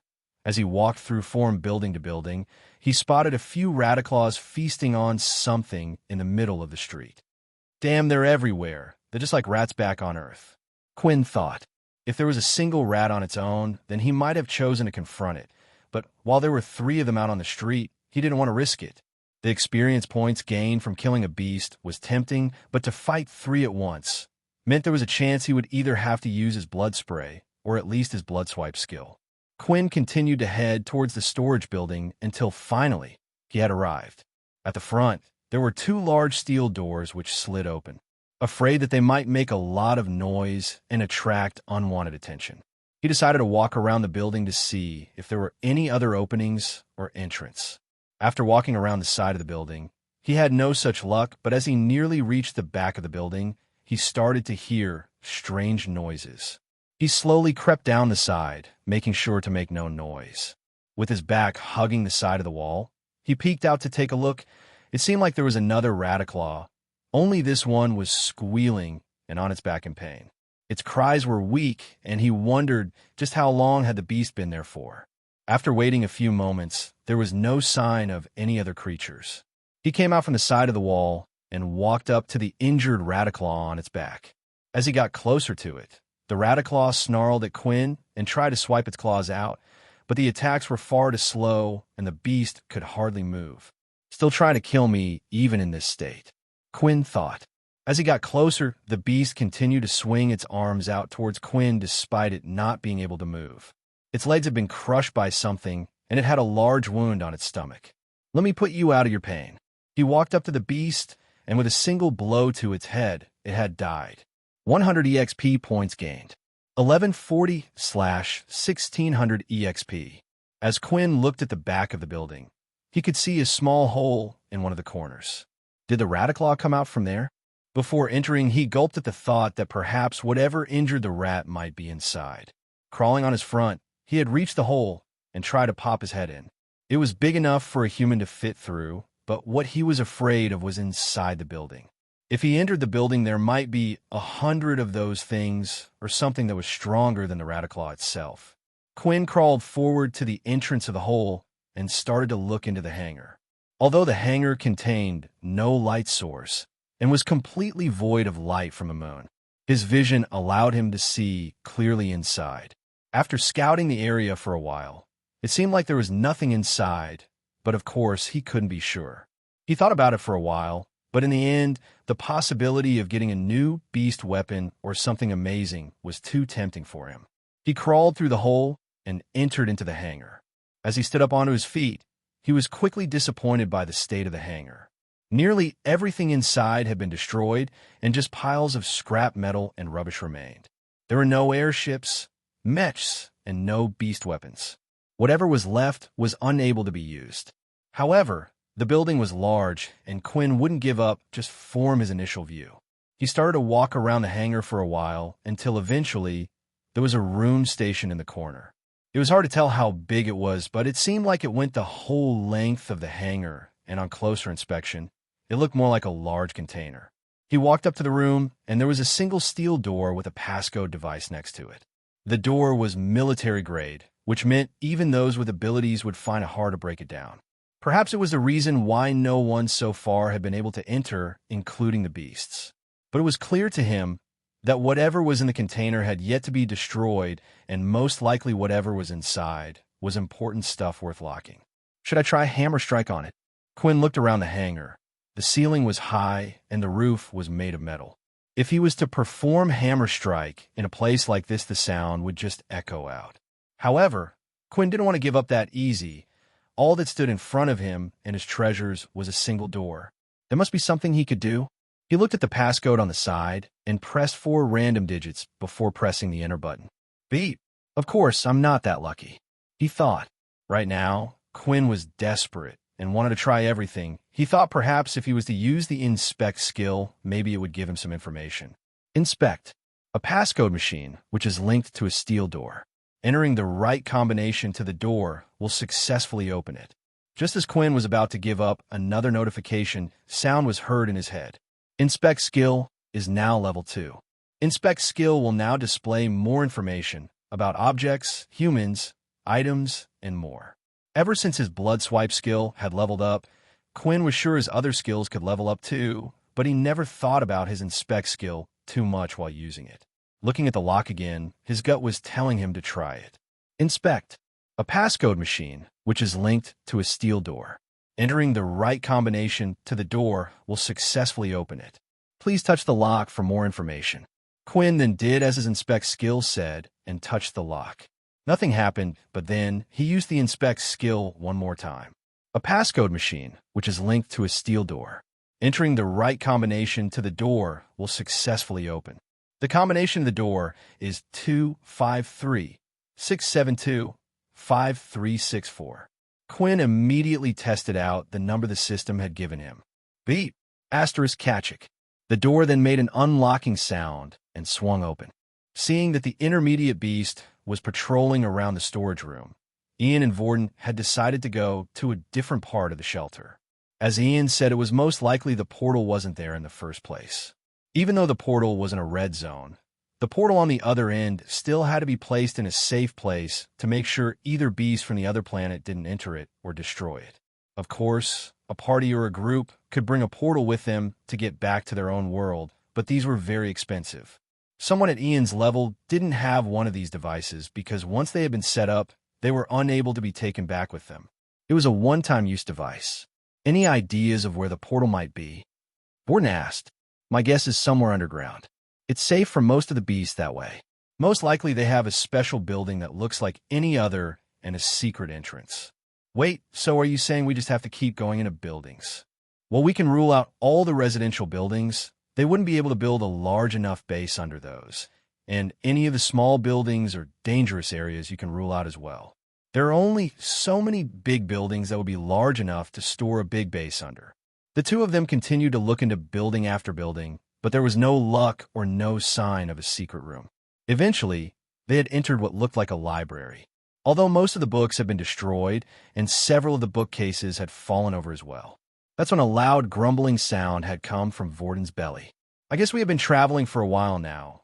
Why don't we rest here for the night? It doesn't look like there are any beasts here, and we can build our own fortress, Ian said. The two of them then went up to the second floor of the building. There were large holes and broken down walls on the first floor, which made it easy for beasts to attack them. Once they had reached the second floor, the two of them started to lift up a few of the bookshelves. It seemed like Ian had the ability of super strength, seeing how easily he moved the heavy bookshelves, but Vorden knew that wasn't true. The reason why Ian seemed like he had extra strength was actually from the beast armor he was wearing.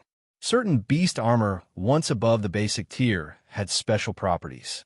If the user was able to activate these properties, they could increase the base strength of the user, giving him more power, extra speed.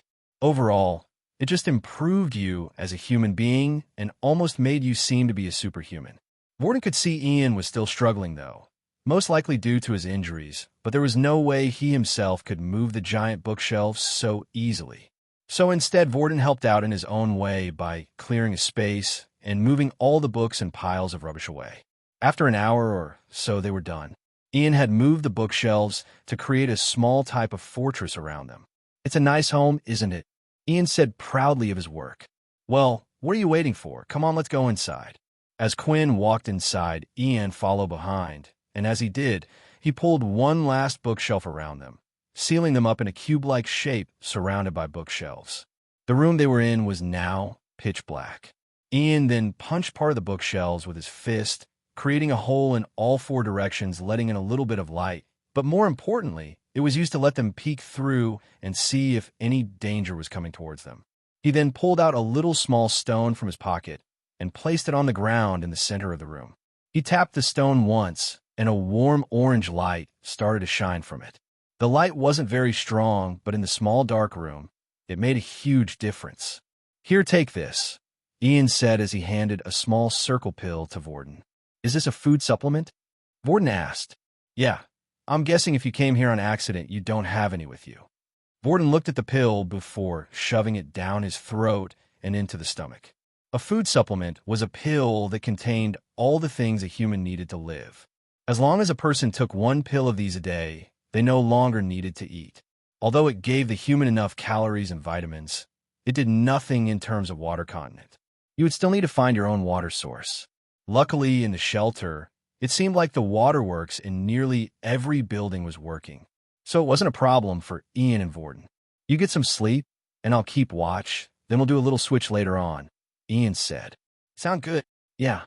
As he heard the sound of the door, unlocking, a grin appeared on his face that couldn't be contained. "I love you, system. I swear I'll never talk badly about you ever again," Quinn said as he stepped into the container. But as he stepped in, his hopes of finding legendary beast equipment or stashes of beast crystals were soon lost. The room was simply filled with shelves of books, nothing else but books. However, as soon as Quinn picked up one of the books closest to him, his mind was quickly changed. Earth Ability Book Level 1. Unable to learn, would you like to convert into 10 EXP? It was a container room filled with ability and skill books. Although Quinn was unable to learn the ability, he immediately converted the book into EXP points. As soon as Quinn decided to convert the book into EXP, it started to vanish in his very hands as if it was disintegrating. A sensation was felt form inside, and finally, the message had appeared. 10 EXP gained. 1150/1600 EXP. After absorbing the first book, Quinn started to pick up book after book. After going through the books, Quinn found out that a level 1 skill book would give him 5 EXP points, while a level 1 ability book would give him 10 EXP points. If he had already absorbed that book again, the system wouldn't even pop up with another message. It was a shame, since most of the books inside the container were Earth books that the military had the most control over. Quinn got closer to the back of the container and found that the level of the books would increase. A level 2 ability book would gain him 100 EXP points, while a level 2 skill book would gain him 50. This would be the case even if he had already absorbed the level 1 version of the ability book. And finally, after absorbing multiple books, another message had appeared.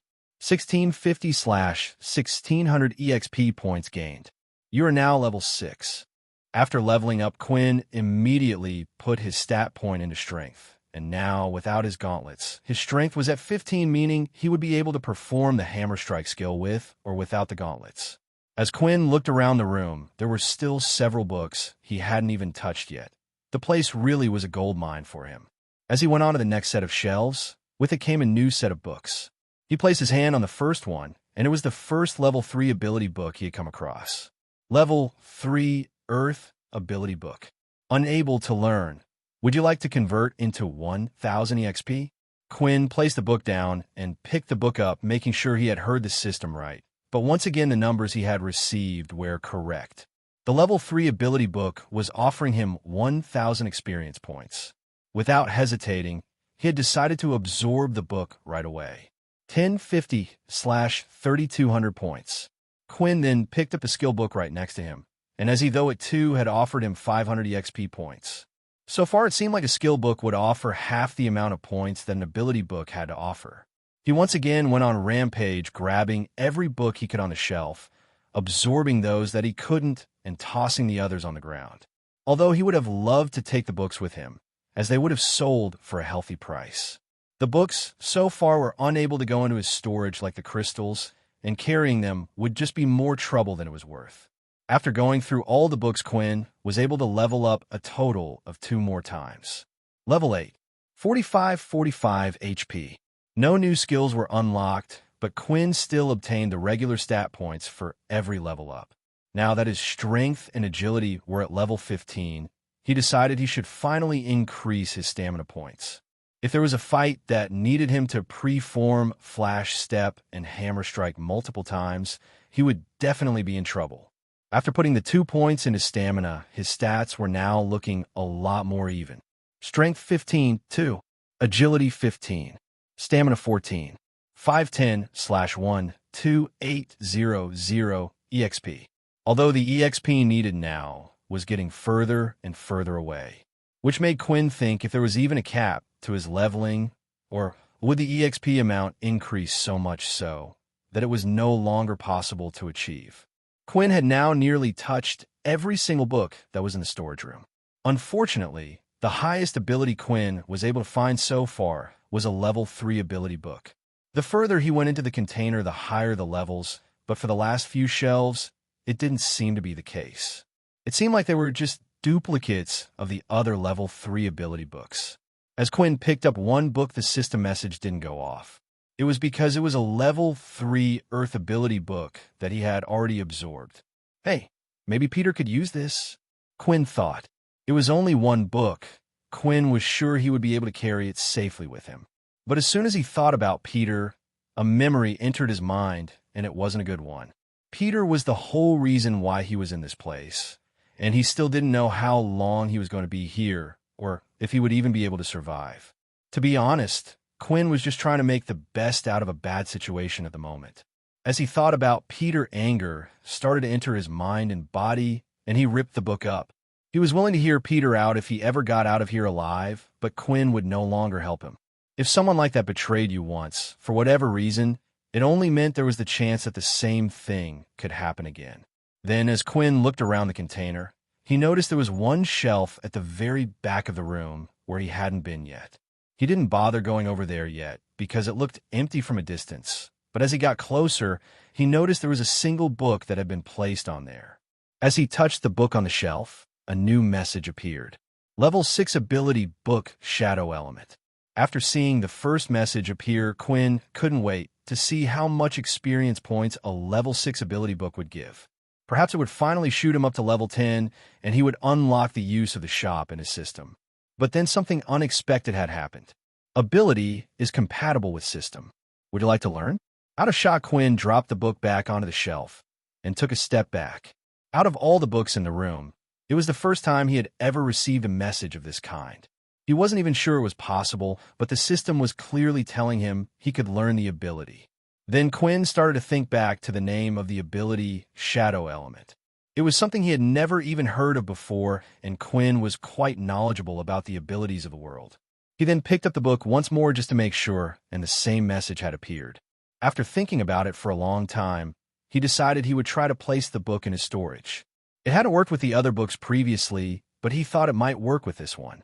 And to his surprise, it worked. The ability book was safely put into his system storage with his beast crystals. Before learning the ability, Quinn wanted to make sure he could find out more about it first. Maybe then he could find out why it was compatible with his vampire system. And if so, maybe there were other abilities that would be compatible as well. If that was the case, Quinn didn't want to rush into things. Usually, a human being was only able to use one ability for their whole lives, and it could be the same for him. As he continued to level up and get stronger, he thought about it more and more. His system wasn't an ability. The book that was gifted to him by his father wasn't an ability book, but it had completely changed him. He was no longer human, but something else altogether, and it was why his abilities had worked inside the game, and why he had received the option to learn another ability. This was the only conclusion he could come to. After storing the book away, he decided to close the door to the container unit and remain inside. It was safe here, and he was starting to feel tired. At least he knew the container was strong enough to protect him from whatever beast remained outside. He lied on the floor and in an instant closed his eyes. His body was pressed against the cold, hard floor. His eyelids slowly started to open, and all he could see was a white light. For a moment while Quinn was sleeping, he had forgotten about everything that happened. But as soon as he looked around him and realized where he was, and he knew that everything wasn't a dream. Right now, he wasn't at the school, but was on a completely different planet miles away from home. As he stood up and started to stretch, there was no way for him to tell how long he was out for, but his body felt good. It was a surprise that he slept so well on the floor without a bed. Without realizing it, he was more exhausted than he thought. Not only physically exhausted for fighting against the beast, but also mentally exhausting. The constant fear of the unknown was a terrible thing that slowly would eat away at him. Your hunger grows. Daily quest complete. Avoid direct sunlight for 8 hours. And at last, the system message had appeared. This meant that in 1 more day's time the system would inform him that he needed to consume human blood. He was okay for now, as he still had 50 milliliters of blood in his bank. As long as he didn't get in any more fights, he would be fine. The most important thing for him to do now was to find that portal. As he went to open the steel door, Quinn was half expecting that the sun might be out, after all the message appearing meant it was a new day. However, he was unsure whether the system clock was related to the time on Earth. The daily quest reset every day at midnight, but if he was in another country, midnight would be different, and right now he was on another planet. But as he opened the door, he was surprised to see it was still night out. However, his mind was quickly distracted by something else. Quinn immediately closed the door back up to the container. He placed his hand on his chest, feeling his heart beating at an incredible speed. What was that? Quinn thought. That was no rat, that's for sure. This time Quinn went to the steel door again. He placed his hand on the metallic handle once again and slowly opened the door to take a peek, and as he did, a large beast stood inside the hangar. With the body of the human, but the bottom half of a scorpion-like creature, Quinn couldn't make out what it was. From the human half of its body, it also had 2 claws on each side. Inspect. With his new inspect skill, it seemed to now work at a greater distance. Skordana. Intermediate level beast. After finding out what little information was available about the beast, Quinn quickly closed the door once again. Although Quinn had grown 3 levels while inside the container, he still felt like dealing with an intermediate beast would almost be impossible for him. The weakest of intermediate beasts were at least 10 times stronger than a basic tier beast. Of course, this would depend on the beast, for there were some beasts that were just easier to deal with than others no matter what tier they were at. But looking at the creature, Quinn could tell it would be a tough battle. Instead, he decided to remain inside the capsule until the beast had eventually disappeared. It wasn't here when he first entered, so there was always the chance it could leave. After waiting for what felt like a considerable amount of time, he decided to open the door once again to check if the beast was still there, and unfortunately it was. That was when Quinn noticed something else that was in the hangar that wasn't there before. There were 3 round objects right next to the Skordana, placed in a pile of scrap metal. Are those eggs? Quinn thought. Inspect. Skordana eggs. Intermediate beast level. As he saw the eggs, a horrible thought had entered his mind. Quinn hadn't noticed them before, meaning she must have just laid them out while he was in the container, or they might have been hidden somewhere. But the first was more likely. Now the fact that her eggs were here meant the beast would protect them until they hatched, or at least it wouldn't be moving for a while. Quinn had 2 options. He could continue to wait in the container, hoping that the mother would have to go out and hunt for food for herself in a while, but beast bodies were completely different compared to humans. Sometimes a single meal could last them weeks before they had to go hunting again for another one. This felt like a risky option for Quinn, for he himself was on a time frame. Then there was the second option. If the Skordana had just given birth, then there was a chance she was weaker compared to usual. With the second option, he had to make a decision as soon as possible. The longer he waited, the more chance the beast had of recovering. In the end, Quinn gritted his teeth and stepped out of the container. Before even thinking of fighting against the beast, he would try his best to sneak out. The entrance to the front of the hangar was completely destroyed. The beast, when entering, had ripped apart the 2 metallic doors before coming in. The problem was the beast was blocking that exit, but that still left Quinn with the small hole in the wall from where he had entered. Carefully moving in between piles of scrap metal and rubbish, Quinn slowly moved across the room to the other side where he had first entered. Then when he finally had reached the hole, he could see something else entering from the other side. It was a Rataclaw. Oh no! As soon as the Rataclaw pulled its body through the small hole, it immediately looked up to see Quinn. Before he even had a chance to run away, the Rataclaw started squealing like mad. "Shut up!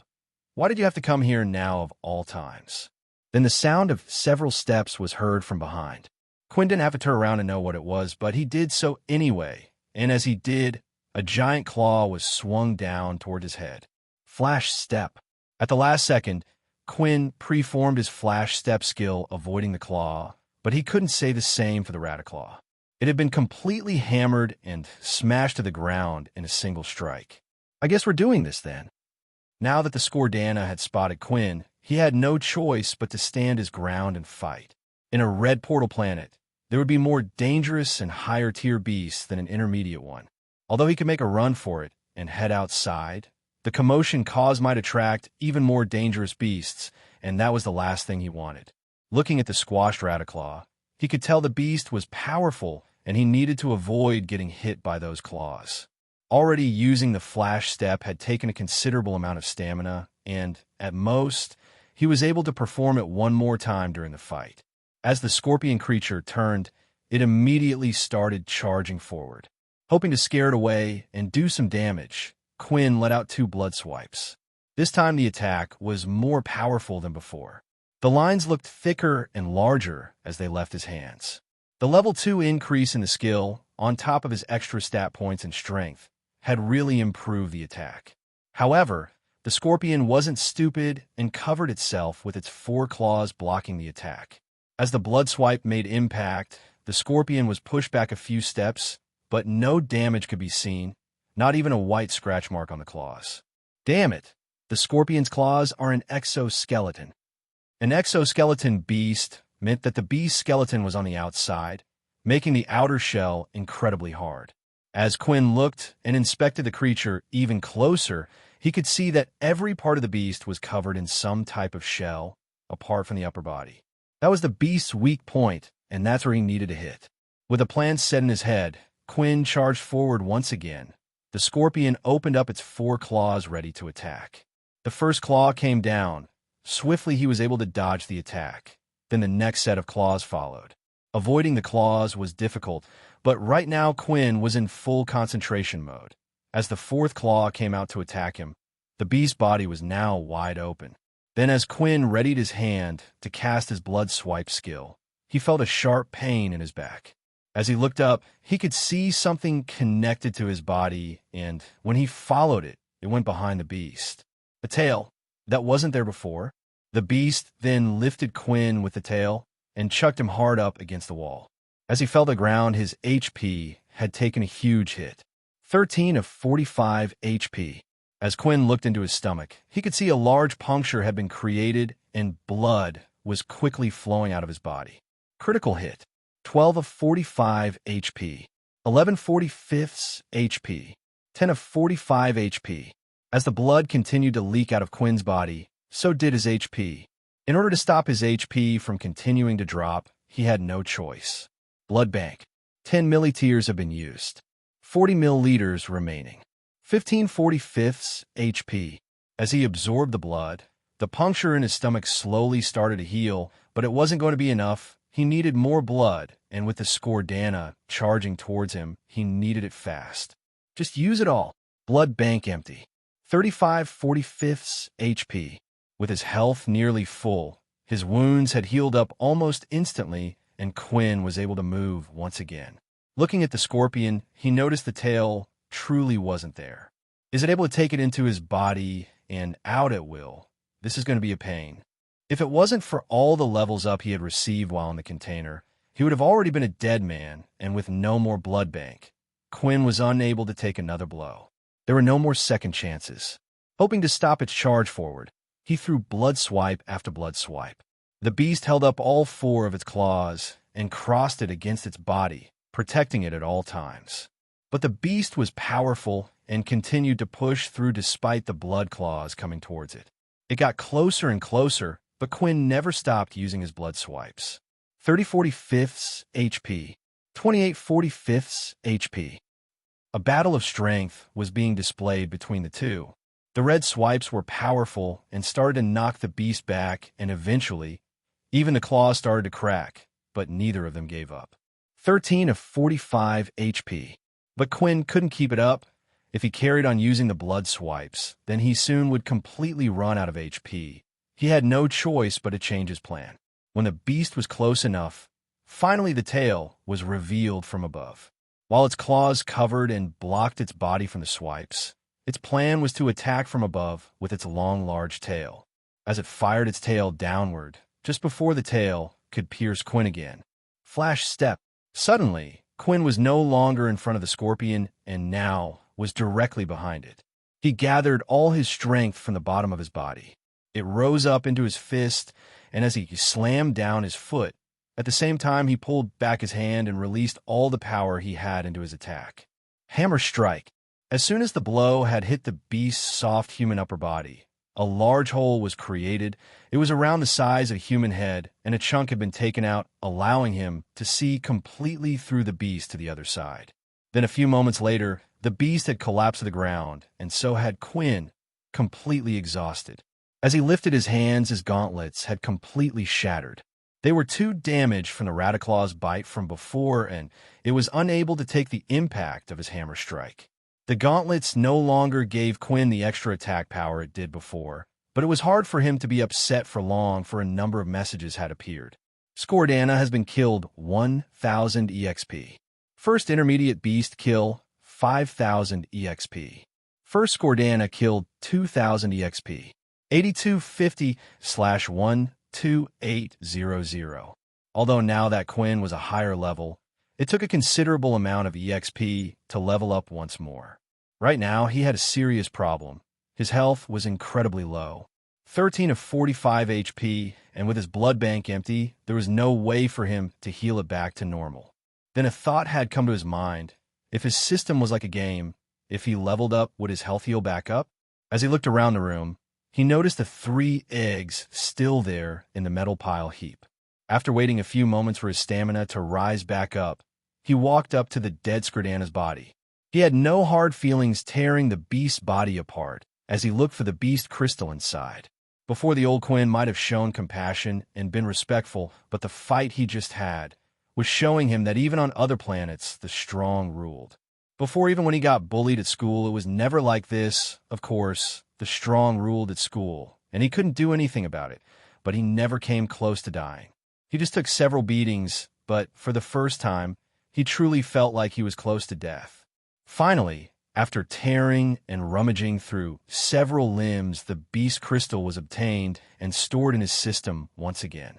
Now Quinn looked at the eggs in the room. As he went forward, he lifted one of the eggs. They were large and about the same size as football. He took a few steps back before lifting it into the air and slamming it into the ground. Black blood had been splattered all across the floor, and a little half-grown scorpion could be seen inside.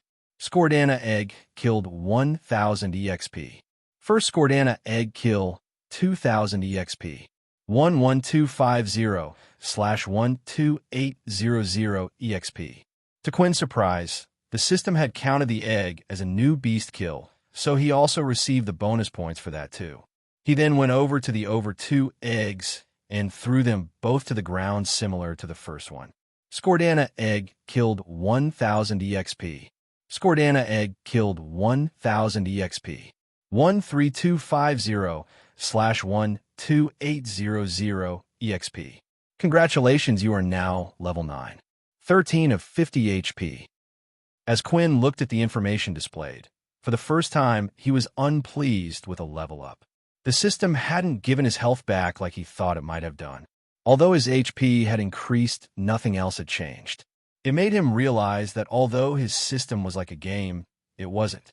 This was real life, and the next message made him realize that even more.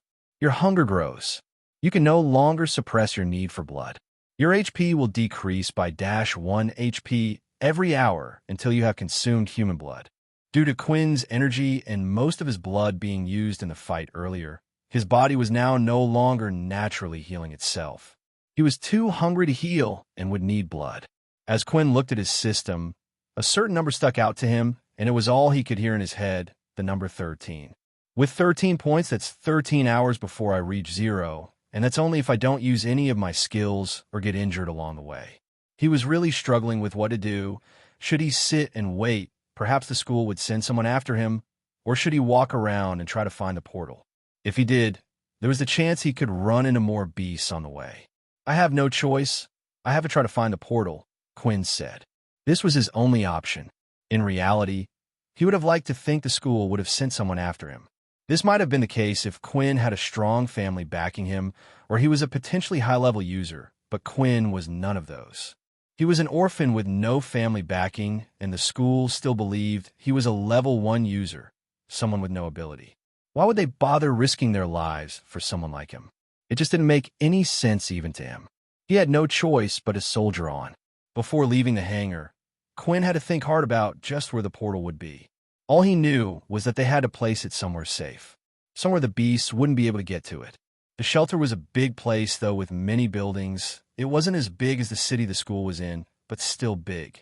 To get from one side of the shelter to the other, it would take him at least 2 hours, and that was walking at a decent pace. As he walked through the city, he decided to tread very carefully. Even if he came across a basic tier beast, it would cause all sorts of problems for him. As he walked through the city, he went through at an incredibly slow pace. Once in a while, he would come across a building with beasts inside. Although Quinn's eyesight was incredibly handy in situations like these. The beasts, too, had good eyesight in the darkness, for they had lived on the planet, but it seemed to be even better than theirs. As he entered the buildings, there would be cases where Quinn had spotted them far up ahead in the darkness. He quickly would shift and hide in the shadows or behind walls waiting for the beast to leave, and when he was ready, he would zoom past and around. With no direction to go in and just simply wandering around, Quinn had already used up 2 hours of his time exploring the place. 11/50 HP. The hunger in his belly was starting to distract him, and it was getting harder for him to focus as his health had gone down. Then finally, Quinn had spotted another building that was relatively in good condition. It was a large dome-like shaped building. The training center, a place where travelers could come and test out their skills or practice with new equipment. The outside of the dome was made with special material in case practice matches got a bit out of hand and a stray attack would hit the outside now and then. It was capable of withstanding attacks from some of the strongest beasts and power-level users. No wonder it's in good condition, Quinn said as he looked at the building. It was the only other place Quinn could think of where the portal could be kept safe. The place was large and had a sturdy outside that was yet to be destroyed. As Quinn got closer to the dome building, he noticed there were several mechs stationed outside that had been destroyed, their cores completely ripped out. Mechs were a powerful device used in the war, but to power them, they required an incredibly powerful beast crystal of a high tier. It was a strange thing because the higher power levels preferred to use their own abilities, while the lower power levels could never afford to use such a thing. Most of the mechs were used by the military or private companies that hired low-level travelers to operate the thing. However, it was a double-edged sword for a low-level traveler. Usually, they would come with contracts. If the mechs were ever destroyed, then the user would be asked to pay for them. Of course, a low level in their whole lifetime could never afford to pay back something as expensive as a mech, causing them to forever be a slave to the company. Just another one of the changes that had happened after the war with the Dalki.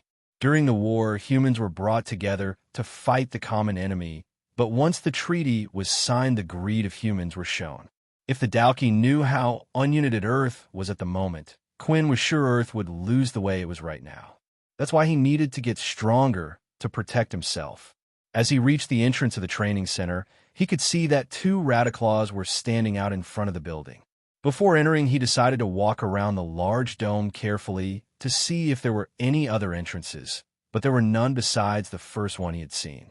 He returned back to the entrance and was hidden behind one of the destroyed mechs around 30 meters away from the entrance. Even though he had walked around for about 30 minutes, the Radiclaws remained there unmoving. He decided to wait a little longer, hoping that the Radiclaws might move. 10/50 HP, but as he saw the message bring his health down once again, he was only getting even more aggravated. The rats didn't look like they would be leaving any time soon, and Quinn needed to come up with a plan. As Quinn looked around him, he found a broken piece of the mech nearby. It was a long metal shape, looked similar to a pole, but he had no idea what part of the mech it was used for. He picked it up and looked off into the distance. He aimed carefully at another mech that was destroyed, far up ahead and off to the side of the entrance. Using all his strength, he threw the piece of metal a great distance. It was an amazing feat and looked almost superhuman. Of course, Quinn was only able to perform this because he had super strength compared to others. The piece of metal landed exactly where he was aiming for, making a large clang sound as it fell on the mech. The rats then looked up at where the noise was coming from and quickly scurried off in the direction of the sound. This is my chance. Quinn, using all the powers in his legs, bolted for the entrance. He had finally reached the dome-like building. The entrance was like a hallway surrounded by a wall on either side, and just a little further up were two steel doors. He tried pushing the steel doors open, but there was no luck. He noticed that the doors were undamaged, just like the rest of the building, meaning most likely it was made out of the same material.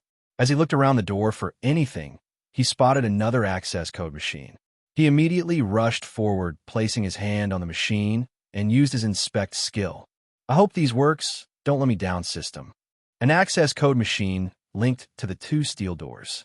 The combination is 3334-625-3778. However, just as Quinn was imputing the code into the machine, the Radiclaws had returned. As the beasts saw him, they shrieked and called out another two of its friends. There were now four of the things.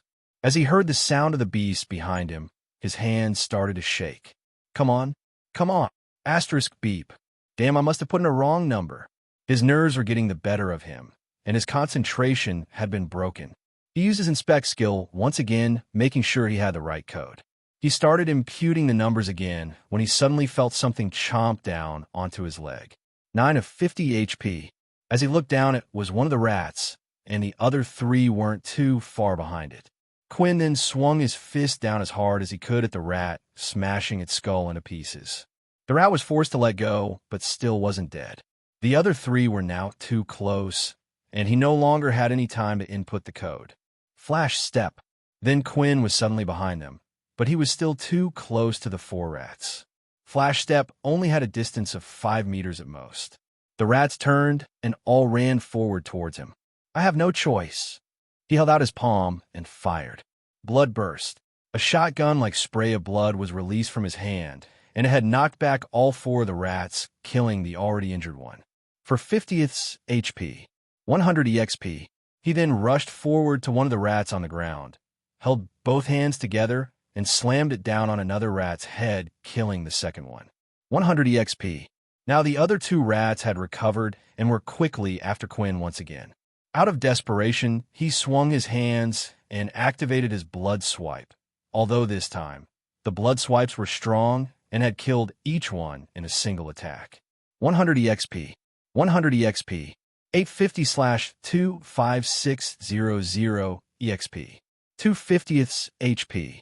With his time running incredibly low, Quinn didn't even bother to get out the beast crystals. There was also the fear that more beasts might be coming. He went up to the door this time, inputting the code correctly, and as he entered, he shut the door behind him, making sure it was locked. He was now in what looked like a reception area, a canteen of sorts with several seats and a desk at the front. It was in top condition compared to the rest of the city. In fact, it looked like an entirely different place. There were two hallways, one leading to the left and one leading to the right, both with the words Training Center written on them. With his health running low, he had less than 2 hours to find the portal. He entered the main training hall. It was a large room with several seats in the stands. It reminded Quinn of the game as it looked similar. Everything was white in color and had a modern, empty look to it. But as Quinn stared at the empty field in the center, all he could see was disappointment. The arena down below was completely empty. There was not a single thing down there, not even a scrap of metal, never mind a portal. Quinn felt his knees in despair. He felt like this was his last chance. There was no way he had the time to go walking around the city, looking for another room with a portal. But he didn't give up yet. He lifted himself up the ground and searched around the training center. He searched in the preparation rooms, the offices, the gym, and even back in the reception area. But nothing. There There wasn't a single thing he could find. He now laid there on the floor in the center of the arena, looking up at the ceiling. 1/50th HP. The pain in his stomach was too strong. His vision was now blurring up, and he could no longer think properly or move. So this is how my life ends, huh? Quinn said, Mom, Dad, why did you leave me on my own? Why did you give me this book? I thought when I got this book, maybe I might be able to change something, but I guess not. Then the final hour had passed. 0/50 HP. HP has reached 0 due to hunger. Transformation will now begin. That night, Vorden struggled to sleep, just like every other night. He couldn't remember the last time he got a good night's sleep. Some nights, he was able to sleep peacefully and dream, just like any other person, but then there were times where his mind was sent to the back room. At that time, no one was sat in the chair. No one was in control. Lately, this was happening more and more frequently. In the black room, the three of them would usually talk to each other while the body rested, but he always had a worry when he was in that room. The chair was empty. At any point in time, any one of them could sit in the chair and take control. For now, Vorden acted as the gatekeeper, but that was only because the little one allowed him to. That's when he felt a slight tug on his arm. Hey, wake up, kid. It looks like you were having a nightmare, Ian said. As Vorden opened his eyes, he looked around and noticed that he was still in the pitch-black room. Oh, sorry about that. I hope I wasn't making too much noise, Vorden replied. Well, this is a scary place. A kid like you shouldn't be here on their own in the first place, so don't worry about it, said Ian. Do you mind if we swap for a bit? Ian then switched places with Vorden. While Ian lied on the uncomfortable hard floor, Vorden would look out of the gaps in the bookshelf, keeping watch. In almost an instant from behind him, Vorden could hear the sound of Ian's loud snores. Unlike him, Ian was able to get his sleep almost instantly. Hey, Vorden, so if you aren't going to kill him now, what about when we find the portal? Ratton asked.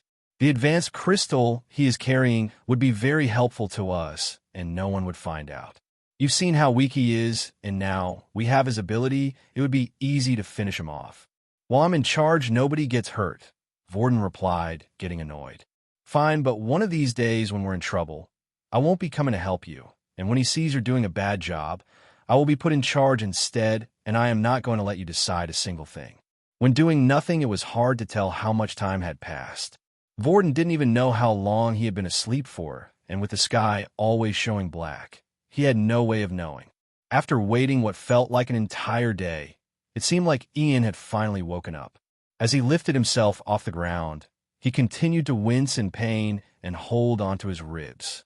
I'm telling you, I can't wait to get home, Ian said. Vorden turned around to look at Ian.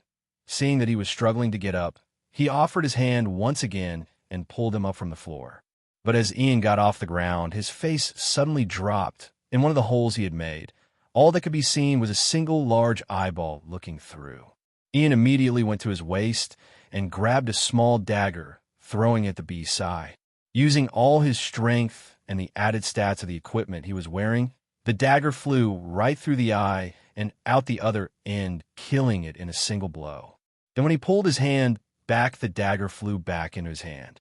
Let's get out of here, Ian shouted as he kicked one of the shelves, knocking it over. As the two of them climbed on top of the fallen shelf, they could see that they had been surrounded.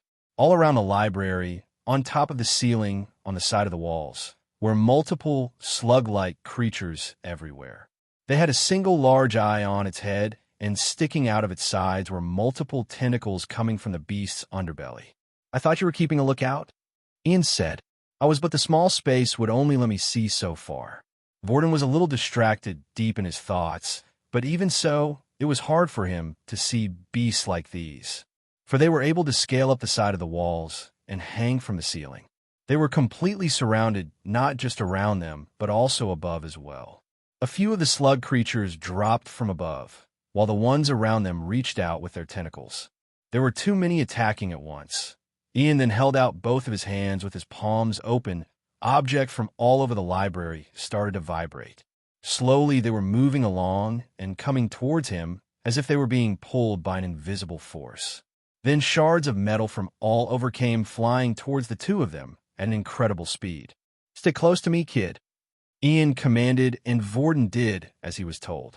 The pieces of metal from all over the library and a few pieces from outside had come towards the two of them and formed a ball completely made out of scraps of metal surrounding the two of them. The beast from above fell on top of the metal ball, but no damage was done as they slid off. The tentacles from the slugs outside started to attack and made dents in the ball. Loud clanging sounds could be heard from inside as they continued to attack. The force of the tentacle strikes were similar to someone swinging a bat, and it would only be a matter of time before the metal ball broke. Repel. At that moment, the ball exploded with an incredible force. Just how the scrap metal had been pulled together, it was now being pushed out. Little pieces of scrap metal were flung out so hard it had caused several puncture wounds in the beast's body, killing them all as it went through their brains and hearts. Good thing this planet is covered in metal, huh? Ian said with a smile on his face. Come on then, let's not waste these crystals. The two of them went up to the dead slugs and started to carve out the crystals. At that moment in time, when the slugs had surrounded them, Vorden had tried to activate his earth ability that he had gotten from Peter on one of the beasts, but there was no such luck, which meant that he had at least been on the planet for 24 hours now. However, he still had Ian's ability handy. Touching him in the library had reset the time frame. So even if Ian was unable to fight or they got separated, Vorden would still be able to use the ability for another 24 hours. After gathering the crystals, Ian had handed Vorden half of them. Here, take it. I can't. I didn't do anything. Look, these are only basic tier crystals. I could earn these in my sleep. Fine, Vorden said. Although Vorden had agreed, he had no space to put the crystals anywhere. He hadn't brought a bag, a pouch, or storage unit with him. After all, it was an unexpected visit. For now, Ian said he would keep the crystals until they returned back to Earth. Finally, it was time for the two of them to leave the library and search for the portal once again. The two of them made sure to not attract any beast on their way, and to their luck they hadn't come across any more dangers. Then finally the two of them spotted something. You see that, now if I was going to put a portal anywhere, I would put it in there, Ian said, pointing at the large dome building. What is it? Vorden asked. It looks like a training center. That's exactly what it is, and it looks like it was well built. The beasts around here haven't even been able to scratch it, and it's big enough to build a secret base underneath. The two of them continued walking forward with their next destination in sight, the training center. Just outside the large dome-like building, Vorden and Ian were preparing to enter. The front of the dome was an open field filled with all sorts of junk. It looked like a battle had taken place outside. They carefully made their way along the field of broken rubbish and mechs, keeping cover while inching their way closer and closer to the entrance. After looking left and right for any beasts nearby and seeing that there were none there, they decided to make a dash for it. As they ran forward, they reached the hall and moved towards the door, but stopped just outside as something had caught their eye. Ian bent down to have a closer look at something lying on the ground. More dead Radiclaws. Another group of them. Ian then dipped his finger into the black blood. Even though it was slightly dry, it seemed pretty new. It doesn't look like they have been dead for long. Looks like someone's already in there. Vorden didn't want to say anything, but he was hoping that it was Quinn. However, as he walked past the dead Radiclaws, if it really was Quinn, it seemed like the secret he was hiding for Vorden was bigger than he thought. A passcode machine? Vorden said as he spotted it off to the side of the door. Do you know the combination? Are you kidding me? How the hell would I know? Ian then held out both of his hands as he looked at the door. He started to concentrate. After a while, Vorden could see a vein bulging on top of Ian's head. Damn this door, it's so strong. Ian continued to use his powers, but the door was tightly shut and wasn't going to be so easy to break. But then, slowly, the door started creaking and the locks behind the door started to bend. But the sound of the metal door being pulled apart had attracted some unwanted attention. 3 Radiclaws started sneaking around, following the sound until they spotted the 2 humans by the entrance. Ian, you better hurry up. Just deal with the rats yourself. Ian shouted. As Ian put more strength into opening the door, part of the door started to bend. But as it started bending, the loud clanging only attracted more unwanted attention. Soon another 4 Radiclaws joined. There's too many. Vorden then quickly turned to the door and held his hands out as well. "What are you doing? At least hold it back or something," Ian said, but suddenly the door was easier to move than before. It was being much more responsive. As Ian looked at Vorden, he could see he too was visibly sweating. It couldn't be. With the two of them using their powers, they were finally able to tear the door apart, creating a hole just large enough for them to get through. They quickly ran forward and jumped through the small gap. Now, inside the building, they turned back around and held out their hands, once again focusing all of their power. The Rataclaw closest to the entrance leapt forward, and its head had just managed to get through the hole. "Close, damn it!" Vorden shouted. Just then, the door bent back, sealing the hole and slicing the Rataclaw's head off. A loud thump was heard as it hit the floor and slowly rolled away. The two of them, now inside and with the door shut, noticed something. It was incredibly dark inside the training center. There were a few small white LED lights that were placed on the floor up against the wall, but other than that, the lights above were completely out. As Ian took a step forward, he could hear the sound of glass cracking. Now, why would someone go to the trouble to take out all the lights?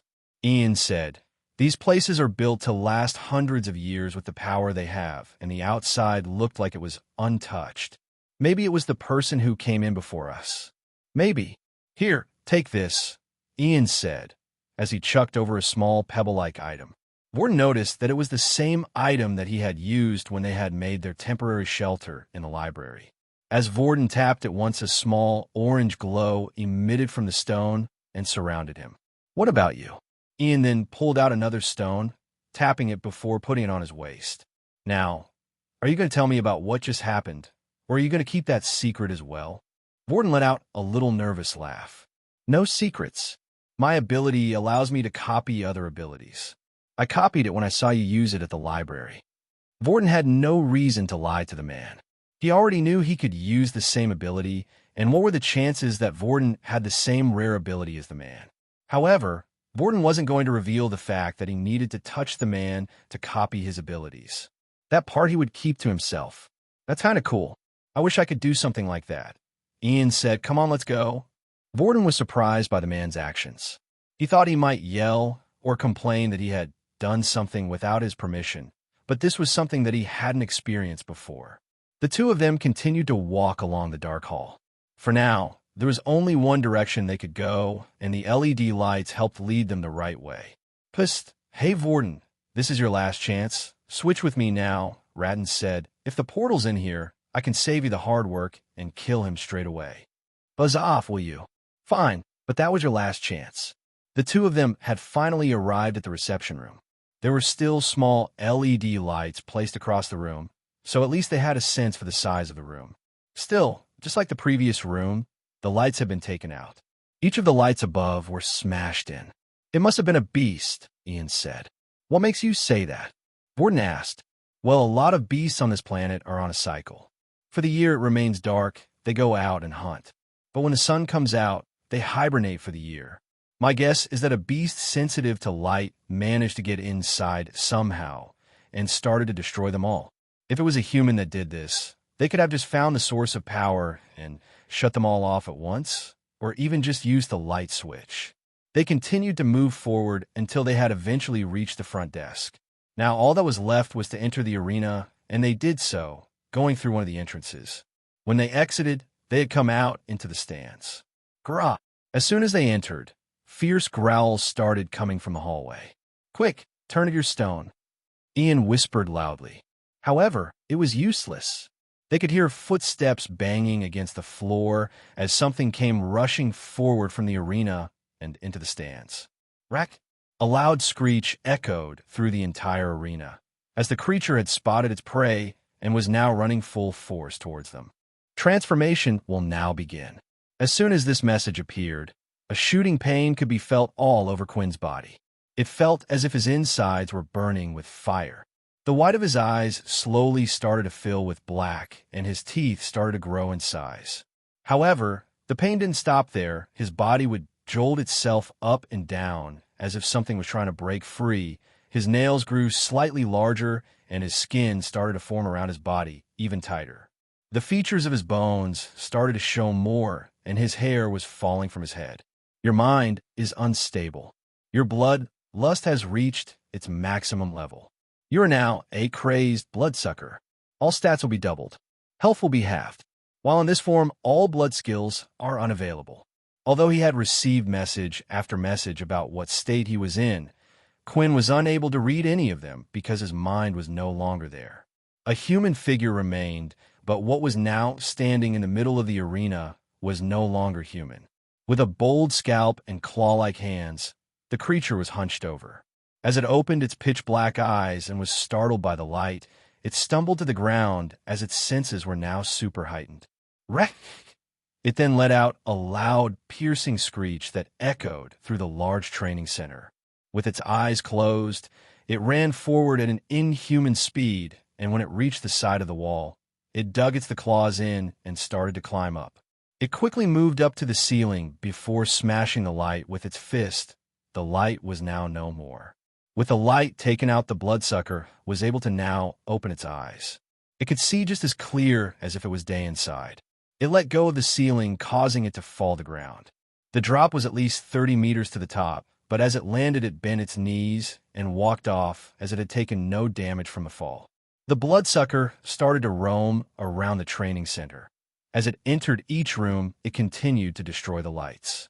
It only had one thing on its mind. It was hungry and was looking for blood. After transforming into the bloodsucker, Quinn's thoughts, his emotions, everything that made him human were gone. His body acted on its own, and that single thought of blood occupied him.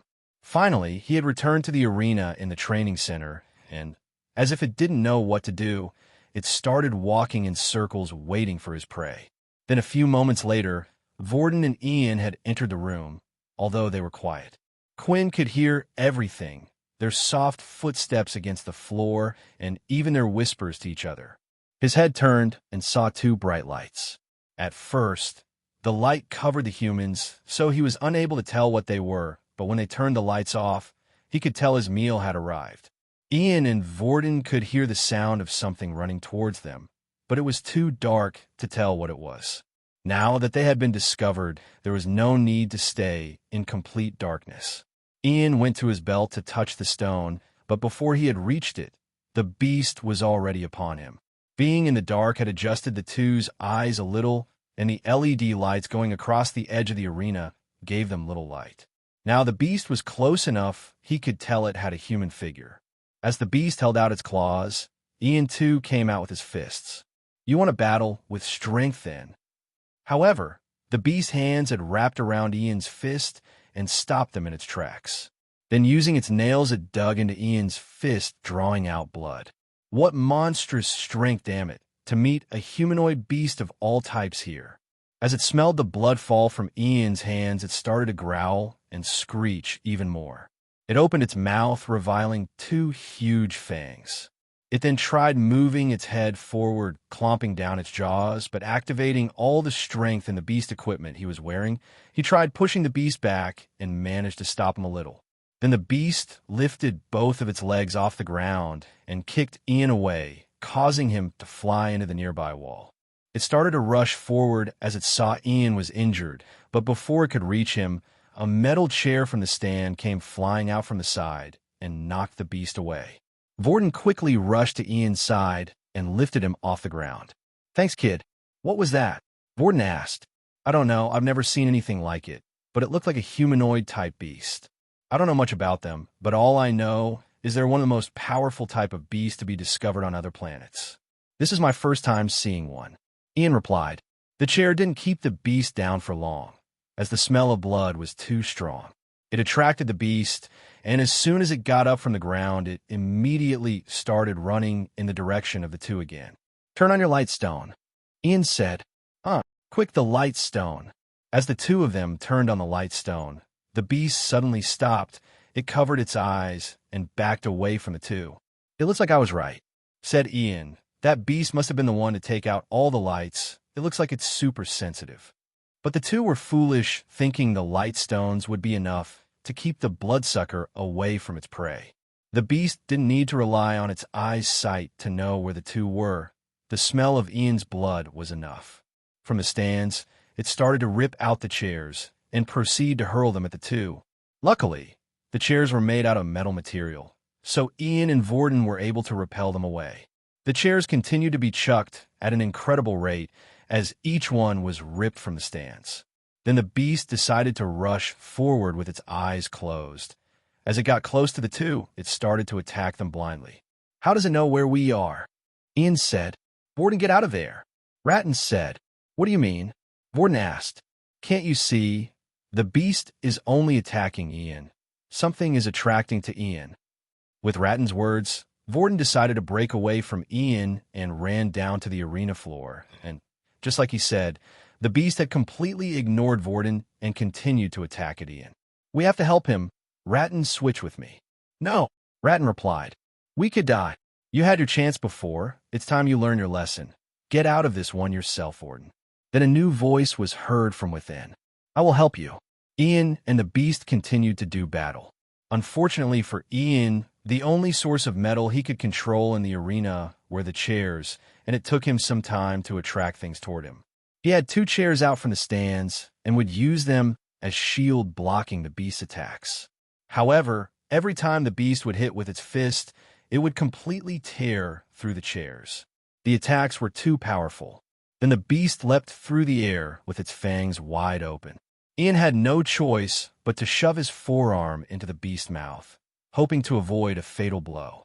He screamed in pain. Blood is being consumed. 10 out of 100. 14 out of 100. Ian could feel the beast sucking onto his arm. He wanted to push and hit the beast off him, but as soon as the fangs penetrated his skin, it felt like he was under a slight paralysis effect. His body was unable to move. 25 out of 100. As the beast was busy feasting on its meal, it was unable to notice the flying sharp object coming toward it. Like a spear, a metal flying object had come out and pierced the beast's shoulder. The blow was fast and powerful, knocking him off Ian. As Ian stood up, he looked into the center of the arena and could see Vorden standing there surrounded by multiple metal chairs from the arena. "I just want to find my pet Quinn," the little one said.